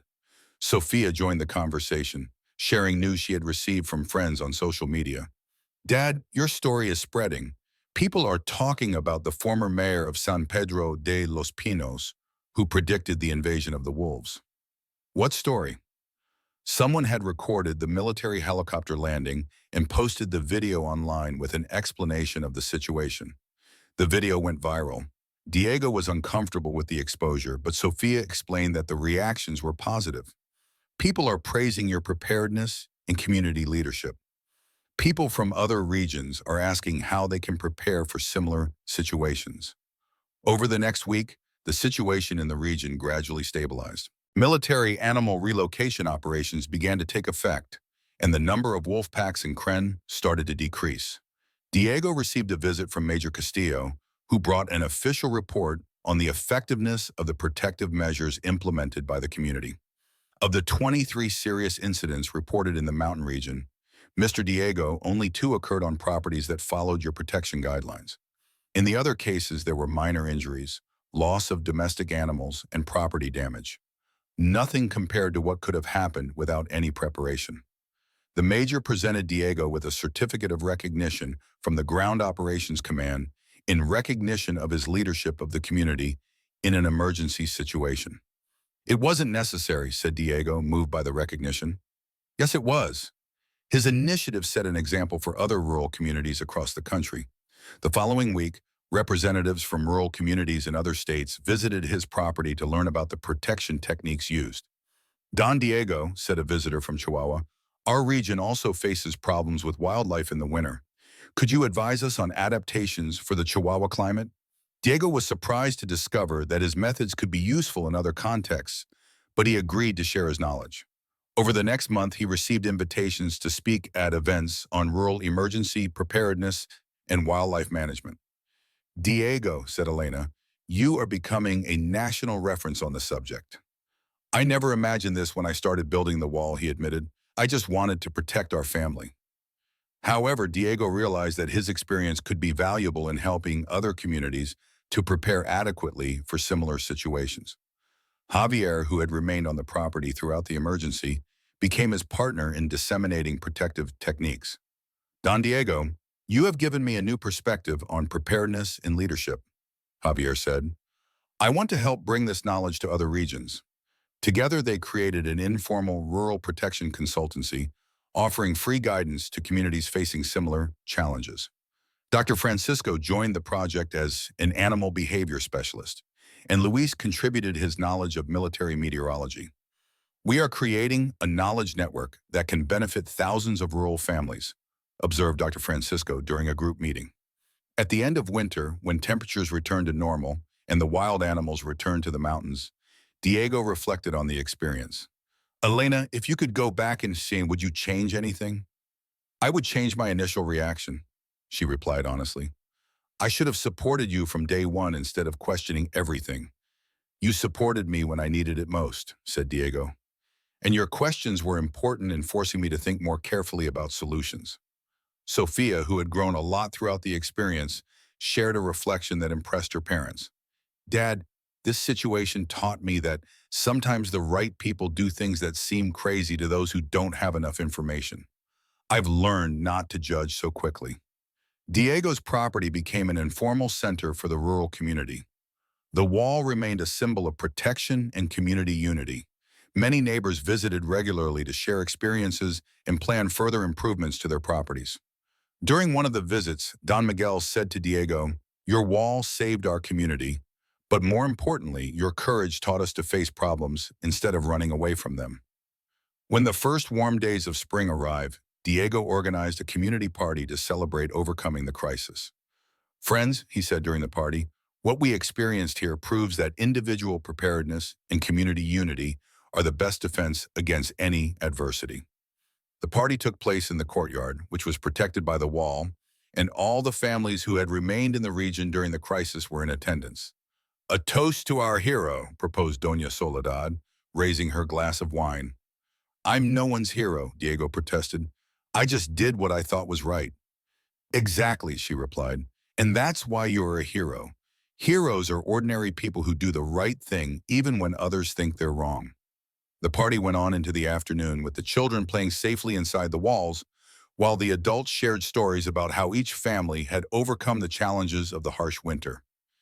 Diego, Dr. Francisco said during the party, I want to make an official proposal. What proposal? That we create a rural preparedness community association based here on your property, formalizing the work that is already being done. The idea was unanimously approved by those present. The San Pedro de los Pinos Rural Preparedness Association was founded that same day with Diego as its president. Over the following months, the association received official backing from the municipal council and the state government to develop community preparedness projects. During an official meeting, Patricia Morales of Civil Defense said that Diego's initiative had become a model for state public policies on rural preparedness. The project grew beyond Diego's expectations. He began to travel regularly to other regions, sharing knowledge and helping communities organize themselves to face climatic adversity. Elena accompanied him on many of these trips, contributing her experience of organizing families logistically during emergency situations. Diego, she said during a trip to southern Jalisco, do you realize that we have transformed a situation of fear into an opportunity for growth? How so? We started by building a wall to protect ourselves. We ended up building bridges to connect communities. Elena's words made Diego realize that his journey had evolved from protecting himself to developing collective solutions. Sophia, who had finished high school during the crisis, was inspired by her family's experience to study emergency management at university. Dad, I want to continue your work professionally, she announced, to learn scientifically about crisis preparedness and management. Diego was proud of his daughter's choice and the continuity she would bring to the family's knowledge. Javier, for his part, specialized in rural protection systems and became Diego's official partner in the community consulting firm. Don Diego, Our company is receiving consultation requests from all over Mexico, Javier reported during a work meeting. Company? Diego asked, surprised. The association evolved into a social enterprise. We continue to serve communities free of charge, but we also offer specialized services to finance social work. Diego approved of this evolution as long as they maintained their commitment to helping communities in need free of charge. 2 years after the Wolf crisis, Diego was invited to give a lecture at the War College on community preparedness and leadership in emergency situations. During the lecture, he told the officers that he had learned that information without action is useless, but action without preparation is dangerous. The balance between individual preparedness and collective mobilization is the key to overcoming any adversity. The lecture was very well received, and Diego was invited to contribute to the Mexican Army's official civil preparedness manuals. Back in San Pedro de los Pinos, he found that his property had been transformed into a reference center regularly visited by academics, emergency professionals, and communities interested in preparedness. The wall remained solid and imposing, but its doors now stayed open during the day, symbolizing that protection and openness to the community could coexist. Diego, said Luis during one of his regular visits, do you realize the impact your decision to build that wall has had on the country? Sometimes I'm surprised by the outcomes, Diego admitted. I never imagined that a family protection project would become a national movement. It's because you showed that preparedness is not paranoia, it's responsibility, Luis observed, and true leadership sometimes requires the courage to be misunderstood. During the quiet nights in San Pedro de los Pinos, Diego would walk around the inner perimeter of the wall, reflecting on his entire journey since making the decision to build the wall. One of those nights, Elena asked, if you knew what we know today, would you do it all again? I would do it exactly the same, he replied without hesitation. Maybe with fewer questions and more confidence from the beginning. And you, Sophia? I would do it better, said the daughter. I would apply everything I learned about emergency management to make the process even more efficient. Family conversations at the end of the day became special moments for Diego. They represented not only family unity, but also the continuity of the legacy that had been established. Javier, who had married and built his own house in the region, regularly visited with his wife and young son. Don Diego, he said during a visit, my son is going to grow up in a community that knows how to protect and help each other. That is a priceless gift. The gift was that you trusted an idea that seemed crazy at first, Diego replied. Your courage to go back and get the documents that night changed the course of your life and taught me that sometimes you have to take risks to find true security. But Francisco, who had officially retired from veterinary medicine but remained active in the community project, made an observation that had a deep impact on Diego. Diego, he said, do you realize that we created something much greater than protection against wolves? We created a model of a resilient community that adapts and overcomes adversity. How so, doctor? Communities that have adopted our model are reporting improvements in emergency preparedness and overall quality of life. They are experiencing greater unity among neighbors, a stronger local economy, and a sense of collective purpose. Diego was thrilled to learn that the positive effects extended far beyond the project's original objectives. 5 years after the wall was built, he received a special invitation to participate in an international documentary about resilient communities in times of climate change. Mr. Ramirez, said the director of the documentary, your story represents a model that can inspire communities around the world. Our story, Diego corrected, because none of this would be possible without the participation of the entire community. The documentary was filmed on Diego's property over the course of a week, capturing not only the infrastructure that had been created, but also the human relationships that had sustained the project. Diego, the director asked during an interview, what was the most difficult moment of this whole journey? What was the most difficult moment of this whole journey? Diego thought for a few seconds before answering. The most difficult moment wasn't facing criticism or spending my retirement money. It was the night I considered giving up, when my wife had a nervous breakdown due to stress. That's when I realized that my obsession with protecting my family was actually hurting them. What changed your perspective? My daughter helped me finish building the wall that night. I realized that true protection isn't about building walls alone. It's about building bridges with people who trust you. The interview moved the entire film crew, and Diego's phrase about building bridges became the title of the documentary. When the documentary was released, San Pedro de los Pinos' story gained international attention. Diego received invitations to speak at universities and conferences around the world. Diego, Elena said, you have invitations to speak in England, Canada, and Australia. Who would have thought that a wall built in the Mexican interior would spark global interest? It's because the problem isn't just ours, Diego replied. Climate change and community challenges are global issues. The solutions may be local, but the principles are universal. Diego accepted some of the international invitations, always accompanied by Elena, and focused on sharing practical knowledge rather than creating personal fame. During a lecture at the National Autonomous University of Mexico, Diego presented an integrated community preparedness concept he had developed based on his experience. Ladies and gentlemen, he told the academic audience, I have learned that individual preparedness without community involvement is selfish, and that community involvement without individual preparedness is irresponsible. It is the combination of these two elements that creates truly resilient communities. The lecture was very well received, and Diego was invited to collaborate on academic research into community resilience at European universities.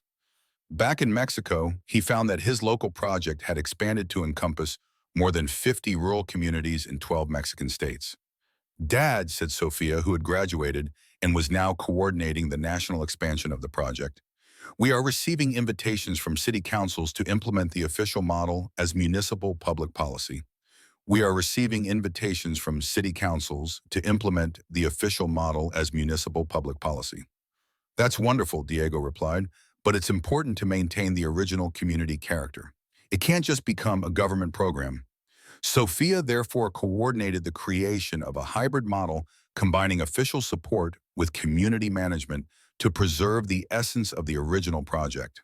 Javier, who specialized in rural technology, developed an application to connect communities implementing the integrated preparedness model. Don Diego, we now have a network of 300 communities sharing experiences and supporting each other, Javier reported during a project meeting. You have created something that goes far beyond what I imagined when I built that wall, said Diego, admiring the technological evolution of the project. The digital network of resilient communities has become an international benchmark in participatory emergency management and climate adaptation. 10 years after the Wolf Crisis, Diego was awarded the National Community Leadership Prize by the President of the Republic. Mr. Diego Ramirez, said the President during the ceremony, your individual initiative, which became a national movement, represents the best of the Mexican spirit. Responsible preparedness, community solidarity, and determination to overcome adversity.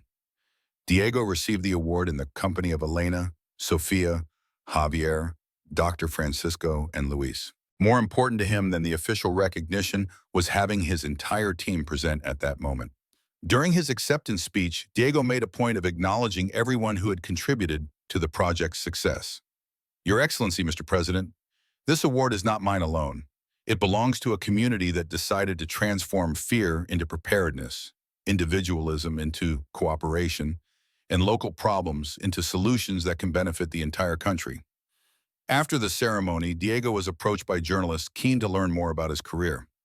Mr. Diego, asked one journalist, what advice would you give to people facing situations where they need to make difficult decisions that may be misunderstood? Diego paused to consider the question, recalling the early days of constructing the wall when he had felt utterly isolated. Firstly, ensure that your information is solid and your motivations are genuine. Secondly, communicate clearly and transparently, even if not everyone understands immediately.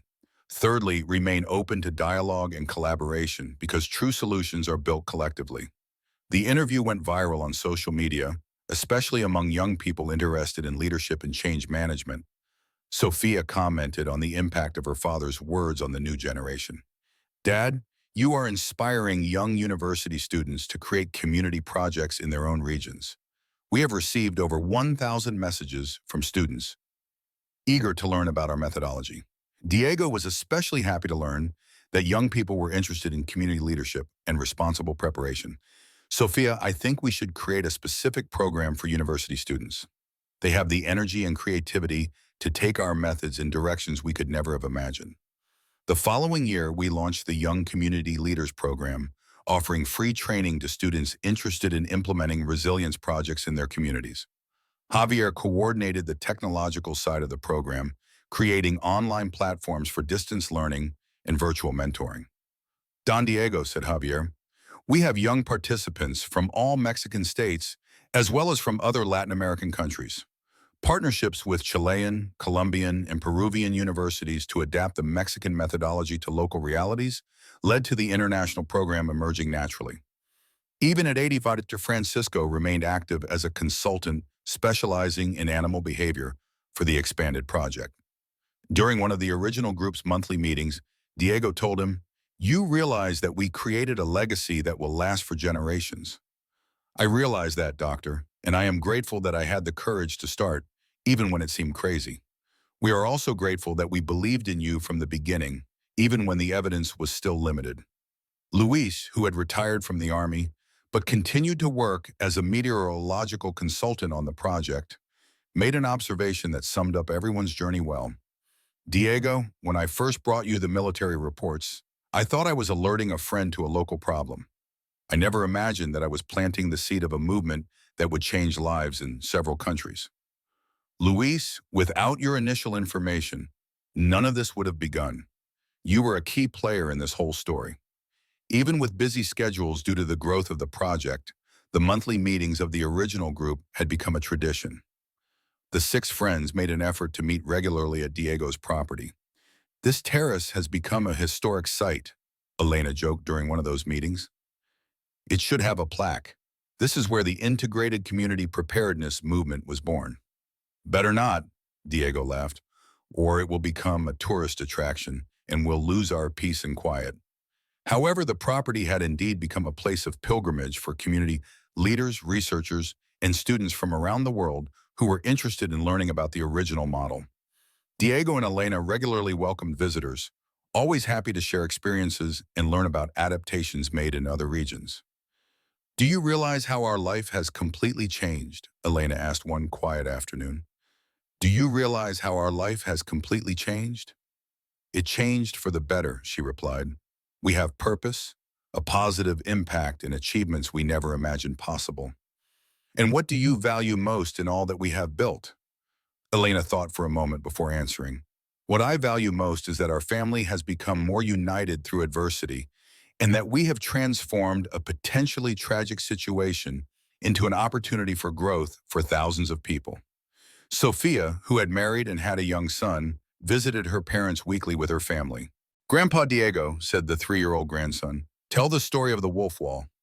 Diego loved telling adapted versions of the story to his grandson, always emphasizing the importance of preparedness, courage, and teamwork. "Once upon a time, there was a grandfather who built a very high wall to protect his family. However, he realized that protection involves much more than building walls. It means taking care of the people we love and helping our neighbors when they need it." The child listened with fascination, and Diego realized that he was instilling important values in the next generation of his family. Javier, who now had 2 children of his own, also regularly took them to visit Diego, thus creating an intergenerational tradition of togetherness. "Don Diego," Javier said on one of those visits, "my children talk about you as if you were their grandfather. Do you realize the impact you have on the lives of the families you have touched? Javier, you have all become family to me, too." The project grew, but human relationships remained the most important thing. Dr. Francisco, who had moved to a smaller house near Diego's property so that he could be close to his friends in their golden years, participated daily in the life of the expanded community. During a morning walk, Diego told him, "At 85, I can say that this has been the most productive and meaningful decade of my life." "How is that, doctor?" "Because I found a purpose that transcends my original profession. Helping communities prepare and strengthen themselves gives meaning to longevity." Dr. Francisco's active participation inspired the creation of a specific program for older adults within the Community Preparedness Project. Older adults have experience and time available, both of which are valuable resources for resilient communities, Sophia observed during a planning meeting. The Active Wisdom program has mobilized thousands of older adults across the country, equipping them with emergency management training and encouraging them to take on leadership roles in their communities. Luis, now retired, coordinated meteorological training for participating older adults, teaching them to interpret climate data and recognize signs of environmental change. Diego, said Luis, we have retirees who have become specialists in local climate monitoring in hundreds of Mexican cities. The knowledge disseminated by the program generated accurate data on microclimate changes in regions that had never been systematically monitored before. 15 years after the original wall was built, Diego received a special invitation to open a memorial in San Pedro de los Pinos dedicated to community resilience. Mr. Diego, said the mayor, we want to create a space that tells the story of our community and inspires other regions to develop their own capacity for resilience. The memorial was built in the center of the city, but Diego made sure to include representations of all the people who had contributed to the success of the original project. This memorial is not about me, Diego said during the inauguration ceremony. It is about a community that learned to transform adversity into opportunities for collective growth. The memorial included a scale replica of the original wall, explanatory panels on the developed methodology, and an interactive space where visitors could simulate decision-making processes in emergency situations. Dad, said Sophia during the inauguration, this memorial will educate thousands of people about community preparedness for decades to come. Diego was moved to see children from local schools interacting with the simulations and learning about teamwork and responsible preparedness. Elena, look at those children learning about cooperation and preparedness. They will grow up with a much more developed mindset about community than our generation had. Diego, you have planted seeds that will continue to germinate for generations. The opening ceremony brought together representatives from all the communities that had implemented the integrated preparedness model, creating a national gathering of practitioners of the methodology. Our region adapted your methods for prolonged droughts, said a community leader from the north. We saved 20,000 people in the last major drought because we knew how to organize ourselves in advance. We adapted it for floods in the south too, added a leader from Chihuahua. The principle of individual preparedness combined with collective action is effective in dealing with any type of emergency. Diego was thrilled to discover how the basic methodology had been adapted to suit different climatic and social realities throughout Mexico. Friends, he said during the meeting, you have proven that good ideas have no owner. They grow and multiply when they find people willing to work for the collective good. The national meeting has become an annual event, always held in San Pedro de los Pinos, as a tribute to the place where the methodology originated. Javier proposed the creation of a free online university dedicated exclusively to integrated community preparedness education. Don Diego, we have accumulated enough knowledge to offer formal education in this area. We can train certified specialists in community resilience. 2 years later, the Free University of Community Preparedness was launched, offering free courses and certificates recognized by the Ministry of Public Education. Don Diego was named honorary rector, but made a point of keeping operational management in the hands of younger generations. My role now is to be the guardian of the project's original values, he said during his inauguration as rector. This ensures that we never lose sight of the fact that preparedness is about people caring for people.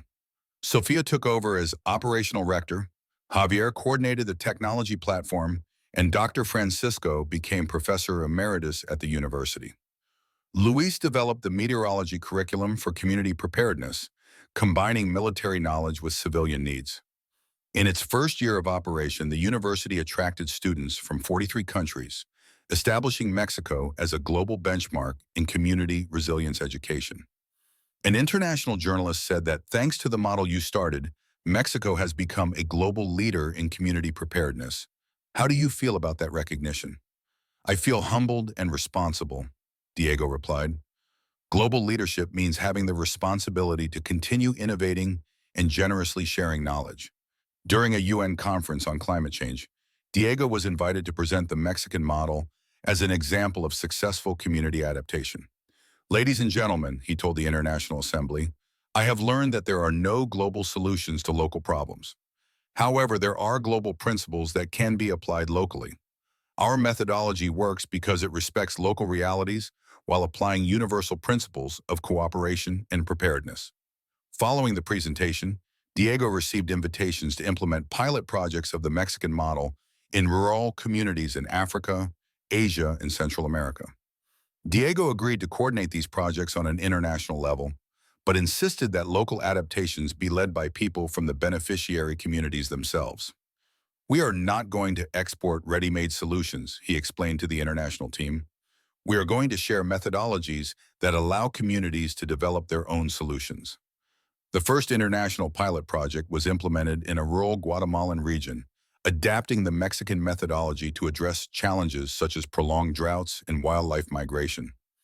"Mr. Diego," said the Guatemalan community leader, "your principles of individual preparedness with collective action work perfectly here. We have already managed to reduce losses during the dry season by 80%. This success opened the door to similar projects in 12 African countries, each with their own adaptations to local circumstances."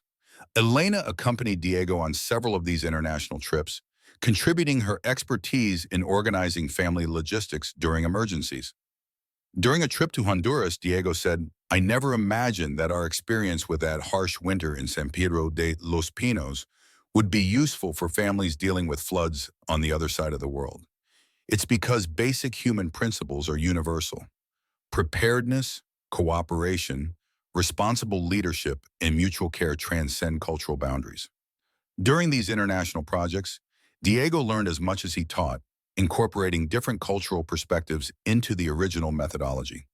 In a video conference, he said that African communities had taught them about intergenerational solidarity, which they had not adequately considered in the original model, and that Asian communities had shown them nonverbal communication techniques that greatly improved coordination during emergencies. Elena added, "These international lessons were incorporated into the curriculum at Universidad Libre, creating an increasingly robust and culturally adaptable methodology." 20 years after the original wall was built, Diego was invited to write his memoirs, documenting the entire journey from the initial decision to the creation of the global movement. "Diego," said the editor, "your story needs to be preserved for future generations. It is a practical example of how responsible individual initiatives can create a lasting positive impact." Diego agreed to write the book, but insisted that it be a collective narrative including the perspectives of everyone who contributed to the project's success. "I don't want a personal biography," he explained. "I want a community story that shows how ordinary people can create extraordinary change when they work together." The book Muros y Puentes, Una travesía de preparación comunitaria, Walls and Bridges, A Journey of Community Preparation, was written by a team of 8, Diego, Elena, Sofia, and Javier, with special contributions from Dr. Francisco and Luis. "Dad," said Sofia during the writing process, "this book is becoming a practical manual for community leadership, not just a story."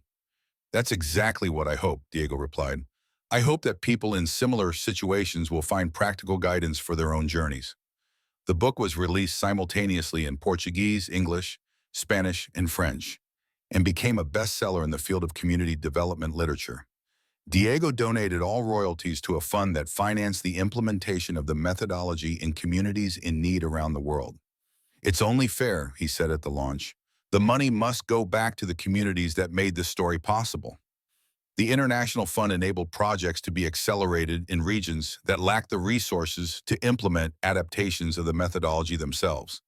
In less than 5 years, the Mexican model was being used in 78 countries, with local adaptations always being made while maintaining the fundamental principles of individual preparedness and organized collective action.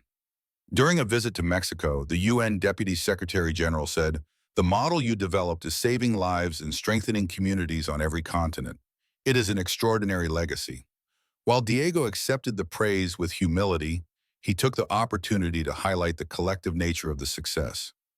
"Mr. Secretary," and he said, "thousands of people around the world took these simple principles and adapted them creatively to their own situations. The success belongs to them, not to me." Now aged 75, Diego remained active in the project, but had gradually transferred operational responsibilities to younger generations. "Dad," said Sofia, "it's time for you to enjoy your retirement." The project is mature and has enough leadership to continue growing. Sophia, my retirement will be seeing the project thrive and knowing that it will continue to exist after I'm gone.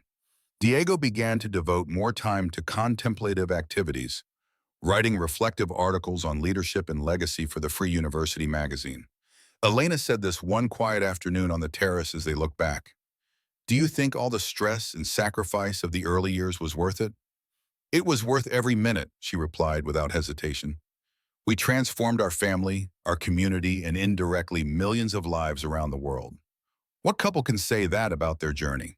Dr. Francisco, aged 92, remained lucid and active, becoming a symbol of productive aging for the older participants in the global project. During a morning walk, Diego said to him, I have a theory about why our project was so successful. What theory? We started with love. First love for family, then love for community, then love for humanity. Projects that start with love tend to thrive, even when faced with difficulties. Inspired by Dr. Francisco's observation, Diego wrote an essay on the emotional dimension of community preparedness, which became required reading in Free University courses. Although retired for years, Luis continued to contribute as a special consultant on meteorological issues, keeping up to date on global climate change. Diego, Luis said, current data indicates that extreme climate changes will intensify in the coming decades. Our work is more necessary now than when we started. That's why it's important for the younger generations to take the lead, Diego replied. They have the energy and innovation needed to face future challenges. Javier, the project's new global technical director, was developing advanced community monitoring and emergency coordination technologies. Don Diego, said Javier, we are testing artificial intelligence systems that can predict local emergencies 72 hours in advance, allowing for even more effective preparation. Javier, Don Diego replied, technology is a powerful tool, but always remember that people are more important than equipment. I always remember that, Don Diego. The technology we develop is intended to connect people, not replace them. Maintaining the balance between technological innovation and human values became a hallmark of the project, ensuring that growth did not compromise the community's original essence. 25 years after the wall was built, San Pedro de los Pinos organized a week of international celebrations to mark the anniversary of the community preparedness movement. The state governor said that San Pedro de los Pinos had become a World Heritage Site of community resilience. It is only fitting that we celebrate this historic date appropriately. The week of celebrations included academic conferences, practical workshops, cultural presentations, and meetings between representatives of all communities implementing the global model. Diego was honored by the establishment of a permanent research institute on community resilience, located on the site where it all began. This institute will continue to develop knowledge in this area for future generations, said Sophia during the inauguration. It is the most appropriate way to honor my father's legacy. The Diego Ramirez Institute for Community Resilience Research is equipped with advanced laboratories, a specialized library and accommodation for visiting researchers. Diego insisted that the institute maintain a direct connection with practical communities to avoid becoming an isolated academic center. The value of research lies in its practical application that improves people's lives, he said during the inauguration. This institute must always remember that. The original wall has been preserved as a historical landmark and is now part of an educational complex that receives thousands of visitors every year. Elena, said Diego, watching groups of students visiting the wall, do you remember questioning whether it was worth spending so much money on a Chinese wall in the courtyard? I remember, she laughed, and now our Chinese wall is teaching thousands of people about preparedness and cooperation. The irony is perfect. During the closing ceremony of the week-long celebrations, Diego was invited to deliver a final speech to the 80 country representatives present. Ladies and gentlemen, and he began, 25 years ago, I built a wall because I was afraid. Today, we celebrate the bridges we have built because we have learned to transform fear into preparedness and isolation into cooperation. His speech moved the international audience, many of whom had traveled thousands of miles to participate in the celebrations. The most important lesson our journey teaches us is that lasting positive change begins with responsible individual decisions, but is only fully realized through organized collective action. Diego continued. He concluded his speech with a reflection that would become a symbolic phrase for the global movement. Build walls when necessary for protection, but always leave doors open for cooperation. The future of humanity depends on our ability to balance individual preparedness with collective solidarity. The ovation lasted several minutes, with delegates from around the world showing their appreciation for the work carried out in Mexico. After the celebrations, Diego and Elena returned to a quieter routine, enjoying time with their children, grandchildren, and close friends. One Sunday afternoon, Elena said, "Diego, we have managed to create something that will continue to make a difference in the world after we are gone. It's a beautiful way to live. Together, we have built a purposeful life. I can't imagine better company for this journey." They spent afternoons on the terrace, watching the constant movement of researchers, students, and visitors, who kept the property alive and productive. Their eldest grandson, now a teenager, would ask questions about the original story, preparing to take on responsibilities in the family project. "Grandpa Diego," he asked in one of their conversations, "what would have happened if you hadn't built the wall?" Diego thought carefully about the question. "I don't know for sure, my grandson. Perhaps our family would have survived in other ways, but I'm certain that we wouldn't have established this extensive network of cooperation that exists today. Sometimes small decisions have big consequences." He sometimes regretted it. Never the project, though. "I sometimes regret that I took so long to involve other people. I learned that true leadership means inspiring others to work together rather than doing everything alone." Conversations with his grandson became precious to Diego, who saw them as an opportunity to pass on values and reflections to the third generation of the family. Sophia, now the project's global director, visited her parents weekly to discuss developments and seek guidance on strategic decisions. "Dad," she said on one of those visits, "we have proposals to expand the project to urban communities. What do you think?" "I think it makes sense to adapt the principles, but be careful not to lose the community essence that works in rural areas too." Sophia coordinated pilot studies in low-income neighborhoods in Mexico City and on the outskirts of Monterrey, adapting the methodology to complex urban realities. The results were promising, showing that responsible individual preparedness combined with collective organization was also effective in densely populated urban contexts. "Dad," Sophia reported, "urban communities have different challenges, but the basic principles apply perfectly. They just need specific adaptations." Javier led the development of appropriate technologies for urban implementation, creating communication and coordination systems suitable for large populations. Even at an advanced age, Dr. Francisco contributed his insights into social dynamics in urban communities by comparing them to his experience of rural life. The veterinarian said that urban communities have less contact with nature, but they have denser social networks. The key is to adapt our approach to take advantage of these characteristics. Luis developed specific climate monitoring protocols for urban areas, taking into account heat island effects and other metropolitan particularities. The project's urban expansion made it possible to benefit millions of additional people while maintaining the original values of responsible preparedness and cooperation. Even at 80, Diego remained active, though he had significantly reduced his travel and preferred to receive visitors at the original property. "Diego," Elena said, "you still get excited when you see the results of the project." "I'm more excited now than I was at the beginning," he replied. "At first it was personal pride. Now it's gratitude for having participated in something bigger than ourselves." Diego went on to devote more time to reflective writing, producing articles and essays on leadership, legacy, and the role of older generations in society. "Elena," he said, "I want to record not only what we did, but also the principles that guided our decisions. That way, future generations will be able to apply those principles to challenges that we can't even imagine." His essays became required reading in advanced courses at the Free University, offering a historical perspective on the development of the movement. Dr. Francisco, aged 95, remained an inspiring symbol of productive longevity, continuing to share his reflections based on almost a century of experience. "Diego," he said on a slow walk through the courtyard, "our generation had the privilege of planting a tree whose fruits we will see grow.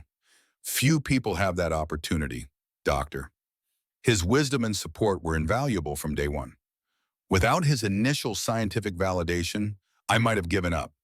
Without his courage, I would never have had the opportunity to contribute to something so meaningful. It was a perfect partnership. The conversations between the two elders became valuable records of how the thinking behind the project evolved over the decades. Although retired for many years, Luis remained actively involved as a strategic advisor, especially on issues related to long-term climate change. Diego, he said during a board meeting, the data indicate that the coming decades will require even more community adaptation. Our work is still necessary.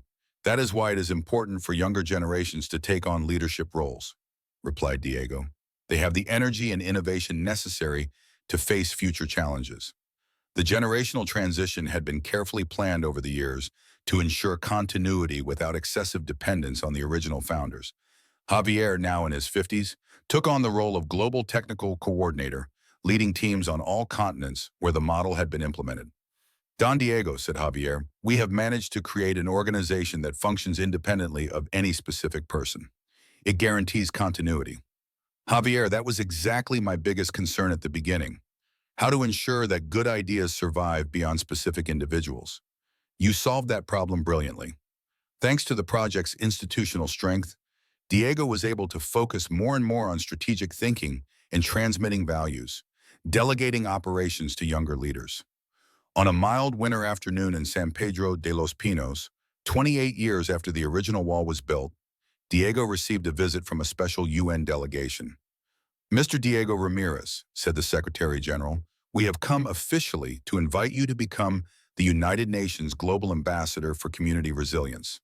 Diego was honored, but questioned whether, at 83 years old, he would have the energy to take on such a responsibility. Mr. Ambassador, he replied, I will accept if I can perform the role primarily through strategic guidance, keeping operations under the responsibility of younger leaders. The position was offered on these terms, enabling Diego to contribute his experience while avoiding excessive operational responsibilities. In his role as UN ambassador, Diego had the opportunity to influence global climate adaptation and community preparedness policies, always advocating approaches based on strengthening local communities. After the first official meeting at UN headquarters, he said to Elena, I never imagined that a wall built in the Mexican interior would lead me to discuss global policies in New York. Diego, you have shown that small, well-considered local actions can have a global impact. It is only natural that global organizations recognize this. His role at the UN enabled him to meet community leaders from distant regions and learn about their creative adaptations of the original methodology. Mr. Ambassador, said a community leader from the Pacific, our island adapted your principles in response to rising sea levels. We saved our traditional community because we learned to prepare collectively. Diego was thrilled to discover how simple principles developed in Mexico were saving cultures and lives in completely different contexts. During a global conference on climate change, he gave a presentation summarizing 3 decades of experience in community preparedness. Ladies and gentlemen, he said, I have learned that there are no universal solutions to local problems. However, there are universal principles that, when applied with local creativity, can solve most community challenges. He concluded the presentation with a reflection that would become a reference point in international climate adaptation policy. The best defense against climate change is not sophisticated technology or large-scale government investment. Rather, it is communities that are prepared, organized, and united by values of cooperation and mutual responsibility.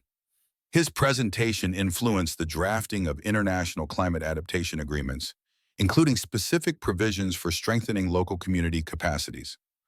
Upon returning from New York, Diego felt a renewed sense of purpose, knowing that his work had positively influenced policies that would affect millions of people. Elena, he said, I feel that our journey is coming to a point of completion. We did everything we could. Diego, do you think we will live to see the final results of everything we have done? I don't know, but it doesn't matter. The important thing is that we sowed well, and our efforts are bearing fruit.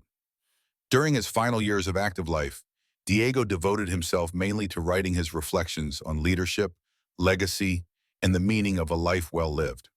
Sophia, he said, I want to record not only what we did, but also what I learned about being human on this journey. His final writings became a classic work on human development and building a positive legacy, studied in universities around the world. Dr. Francisco, who had become a centenarian, remained a living symbol of the project's continuity, inspiring younger generations with the idea that one can make a meaningful contribution at any age. During one of their last conversations, Diego said, "We were lucky to live a life that made a difference." Few can say that, Doctor. Your friendship and wisdom were fundamental at every stage of this journey. I am grateful to have shared this experience with such special people. The friendship between the two centenarians became an inspiring example of how deep relationships can sustain projects with lasting social impact. When Diego turned 90, San Pedro de los Pinos organized an international celebration that brought together representatives from over 100 countries in which the methodology was being implemented. "Diego," Sophia said during the party, "do you realize that your decision to build that wall changed the world?" "Sophia, we changed the world together. I was just lucky enough to make the first decision that set everything else in motion." During the celebration, Diego delivered his final major public speech, reflecting on a life dedicated to community service. "Friends," he said, "I have learned that the secret to a meaningful life is not to be extraordinary, but to be consistently ordinary, to make responsible decisions even when they are misunderstood, and to always keep the doors open to cooperation." The speech was broadcast worldwide, inspiring a new generation of community leaders across the globe. Diego spent his final years in peace, surrounded by his family and closest friends, knowing that he had built a lasting legacy of positive impact.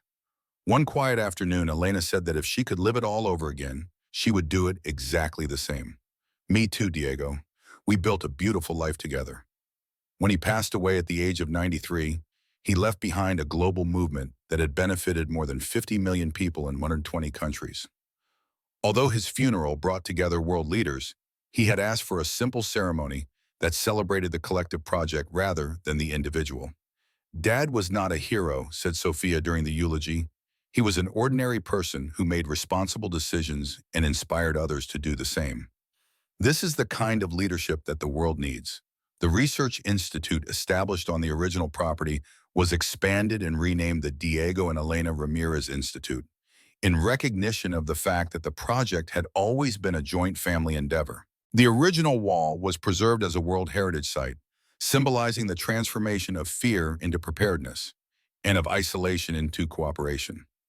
10 years after Diego's death, the movement he started had become official policy in dozens of countries, saving millions of lives through organized community preparedness. Sophia, who is now leading the project globally, spoke at a special UN session dedicated to the 10th anniversary of her father's death. "My father showed that anyone, anywhere, can initiate changes that benefit all of humanity. All we need is the courage to begin and the wisdom to involve others along the way." Diego Ramirez's legacy continues to inspire new generations of community leaders, demonstrating that small, responsible decisions made with courage and sustained by strong values can truly change the world. End of story. Now, tell us what you thought of this story of community preparedness and leadership. Do you think small individual actions can bring about big changes? Share your opinion in the comments and give the story a like if it inspired you. Subscribe to the channel to make sure you don't miss any other exciting stories about overcoming adversity and coming together. Yes,